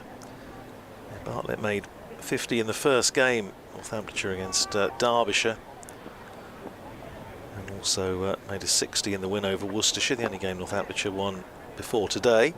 Turned away by Sales, next ball just short of a length, turned away out to mid-wicket for another single by James Sales. He goes to 20, 59 for 1. Sales, I'm sure, would buy a nice little 30 not out here, be very happy with that. Just feeling bat on ball. I was saying earlier, very, very talented player, but he's been a little bit in the wilderness this year. Down the pitch comes Bartlett. That's a bit of a hack in the end, just lost his shape a little bit. He's trying to drive straight back over the bowler's head as he did in the previous over. This time bottom hand came through a bit and it goes out to mid-wicket. He picks up a single, 22 to Bartlett, 60 for 1. Hampshire needing another 23 to win. If you're just joining us, Kent bowled out earlier for 82 in the 36th over after winning the toss and choosing to bat. Gilchrist in, slower ball, pushed out square of the wicket in the offside by Sales. Out to Jayden Denley at point. Doubtless quaking in his boots at the thought of being grilled by Finn about his career to date. I thought he played well today, actually. He was maybe just a tad unlucky with his LBW as well. I think it was one of those that could have gone either way. Short goes Gilchrist, and Sales just sways out of the way, slaps into the gloves of Harry Finch, and that is the end of the over. 60 for 1. Helmet coming on, so maybe we are going to see a bit of spin. Be nice to see a little bit of Matt Parkinson maybe before the game finishes, but 60 for 1 it is. We've had 11 overs. Bartlett is 22, Sales is 20, and we are going to see a bit of Matt Parkinson. Indeed, yeah. So, see if Parkinson can produce a little bit of magic before this game is done.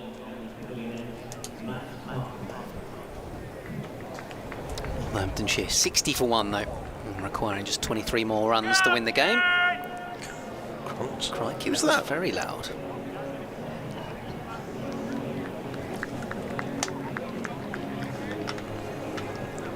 It's not the same bloke that was sneezing Certainly earlier, bad was it? behaviour, it could, I mean, it could be. But. So one slip in play for Parkinson. There's a deep cover, long off, deep square. Have I missed someone? Here he comes, bowls. A little bit of an inside edge and behind square on the leg side. So they come through for a single.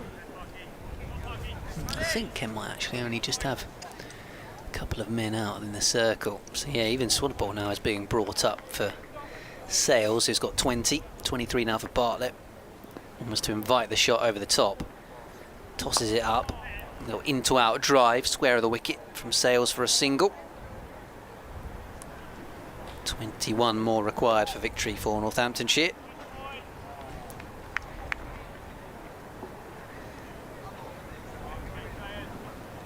.62 for 1 as Parkinson bowls. And where's the attempted big heave from Bartlett? There is no deep mid-wicket. Gilchrist is up in the square and the ball dribbles to him. It's a couple of times, isn't it? Last couple of overs, he just lost his shape a little bit. Here comes Parkinson again. Again, got the field in, as I say, to invite the big shot, and he goes for it. And he plays and misses as it turns away from the right-hander. Finch took the bail off, but he just about managed to keep his balance, Bartlett. There's only football on tonight. I'm just wondering if George Bartlett's got tickets for somewhere. Hurry to get on with it. He does seem to be in a hurry. Here's Parkinson to him. This time he's just stepping across his stumps and defending. I don't know if there's any League Cup or not, but presumably he wouldn't have had anything planned for his evening. I wouldn't have thought so. It wouldn't be the Cobblers because they played and lost last night.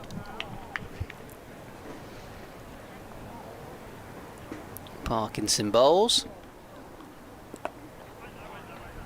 Pushed away out towards backward point.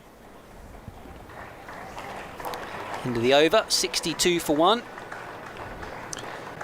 was just thinking about the old Whitstable Bay oysters, because there's only certain times of year, isn't it, that they're that oysters are supposed to be eaten? Is it when there is an R in the month or when there isn't an R in the month? I think it's when it is, isn't it? So maybe not the time of year for those, but I'll have a little trundle down into Whitstable later, I think. Not too far away. Don't get to see the sea very often, you see, where we are in the heart of the Midlands. Here's Gilchrist in again and bowls to Sales, who pushes that up towards mid-off. Gilchrist drops a hand down, just takes some of the way off it, and it rolls up to mid-off rather, and there's no run. Cloud just filling in a little bit over to our left. There's plenty of blue sky about, but where the weather's coming from, it's a bit more cloud. Here is Gilchrist, long straight approach from the Nackington Road end, turned away by Sales. And he's going to get a single down to deep backward square.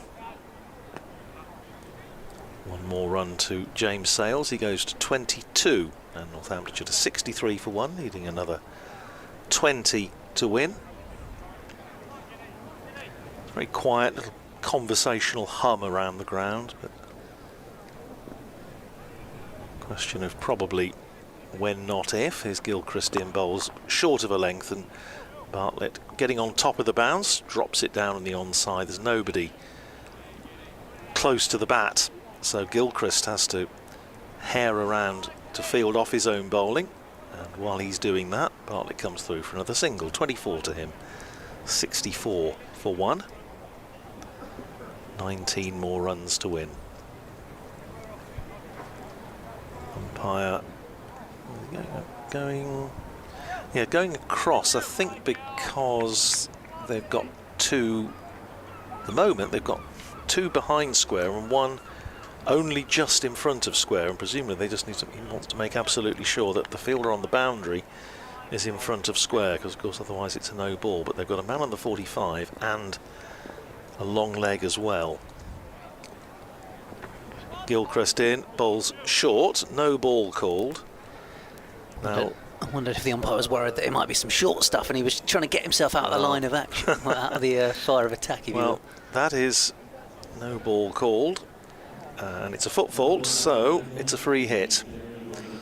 So James Sales will have the chance to try and put this many a mile, aim for the revellers on the balcony about midway down in Freeman House, and he's gone way outside off stump and was trying to ramp it down here towards our commentary position. Didn't make contact, almost overbalanced. It wasn't a cricket, was the loser there, I think, overall, but anyway. You can see what Gilchrist was trying to do. He was going forward straight for the Yorker. Yeah, it's a perfectly sensible bit of bowling from Gilchrist, but it's not a stroke I've seen James Sales play very often, and that's perhaps why.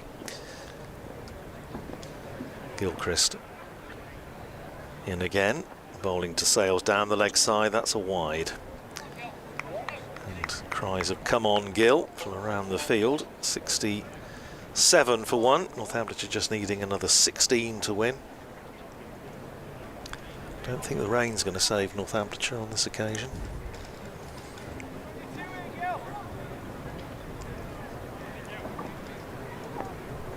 Here is Gilchrist running in again to bowl to James Sales. Turns it off his hip. Going to get certainly one, probably two, as it goes down to deep backward square. Yes, an easy two. As the throw comes in from Grant Stewart, who, as Ben was saying, is probably not going to bowl today. Well, I'm quite sure he won't bowl now. And that's the 50 partnership between these two for the second wicket. 69 for 1. Northamptonshire needing 14 to win.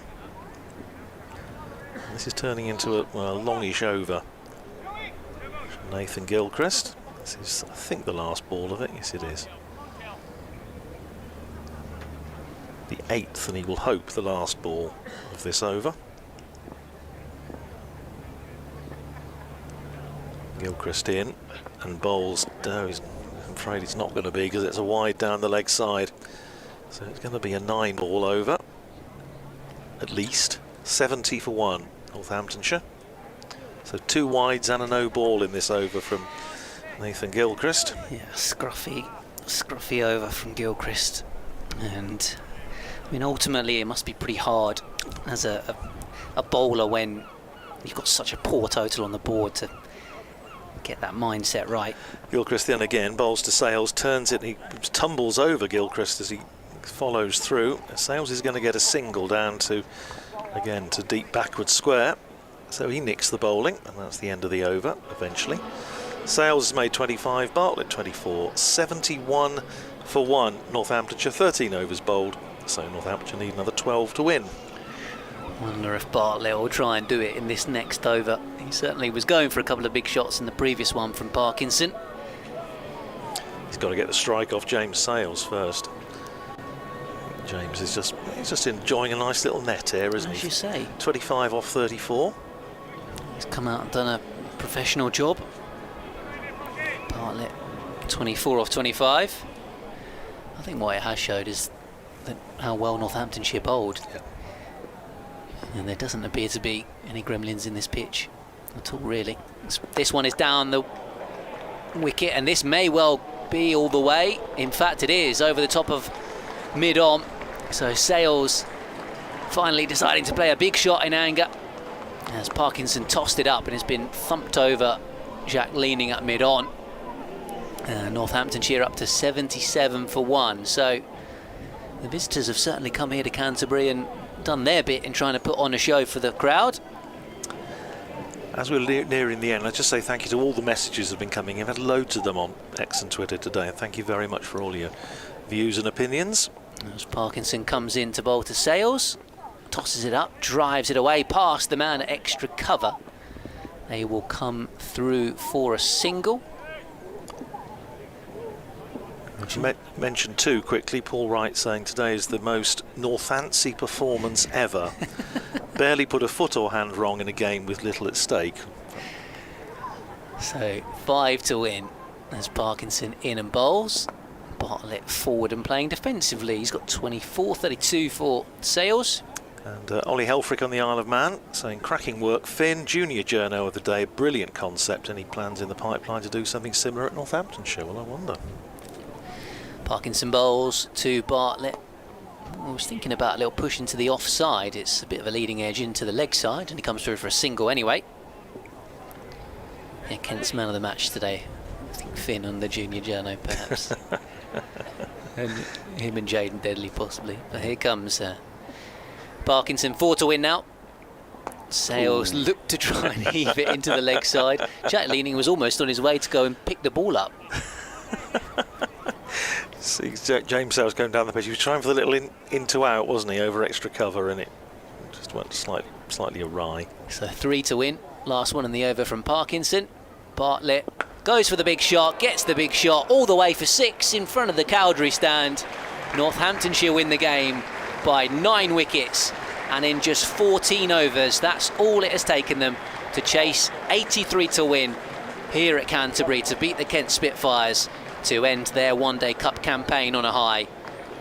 And for the Kent Spitfires, it's a rather swift and sorry end to a campaign that, well, up until the late stages on Sunday, qualification was still on the cards, and if they'd got the job done against Durham, they'd have been in the hunt for it today. But after missing out and collapsing to defeat in that one, they very much collapsed from the off, pretty much, with the bat here today after winning the toss. Just 22 from Jaden Denley, 17 not out from Parkinson at the end, 15 for 4, 50 for 6, 52 for 8. In the end, 82 all out, and it's been light work for Northamptonshire to get the job done with the bat. Incredible stuff from Chahal, 5 wickets for him. The Seamers did their bit too, Andrew Rad. Yeah, it's hard to know what to make of that, really, isn't it, Ben? I mean, I just go back to a comment that Paul made on Twitter, that most Northancy performance. As we were talking earlier about the championship last year and how Northamptonshire put together some excellent performances, and that just makes it, as it did then, and talking to the coaching staff, it makes it even worse, because you can see there what the team is capable of. Now, all right, today obviously a couple of players have come in. Luke Proctor, who's been available for the whole competition and for whatever reason hasn't been involved, and comes in and makes a big impact with the ball.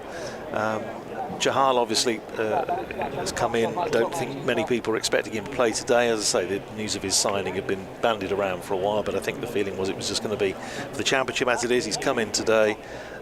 Very useful exercise, I'm sure, from Northamptonshire's point of view. It's got him involved with everybody in the squad, get to know people, and show them just what he's capable of with a very high class bit of bowling, as you mentioned. But once again, Northamptonshire saving the best performance for when it doesn't really matter. But as we said earlier, there was pride to play for, and the likes of James Sales, George Bartlett would have had a nice little run out, decent bowl from Justin Broad, Proctor himself getting through 10 overs.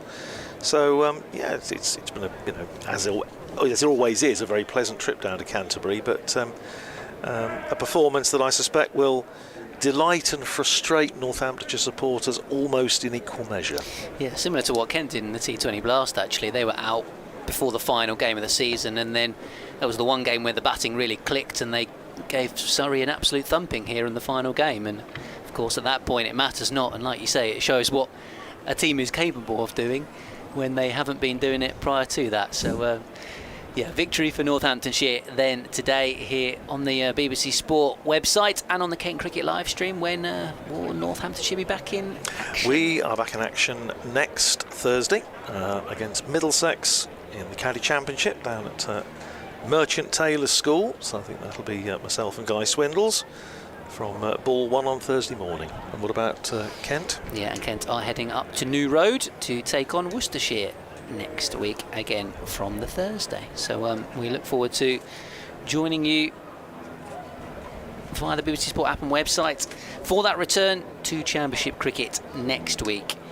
From Andrew Radd from BBC Radio Northampton, from myself, Ben Watts from BBC Radio Kent, thank you very much for tuning in and enjoy the rest of your day.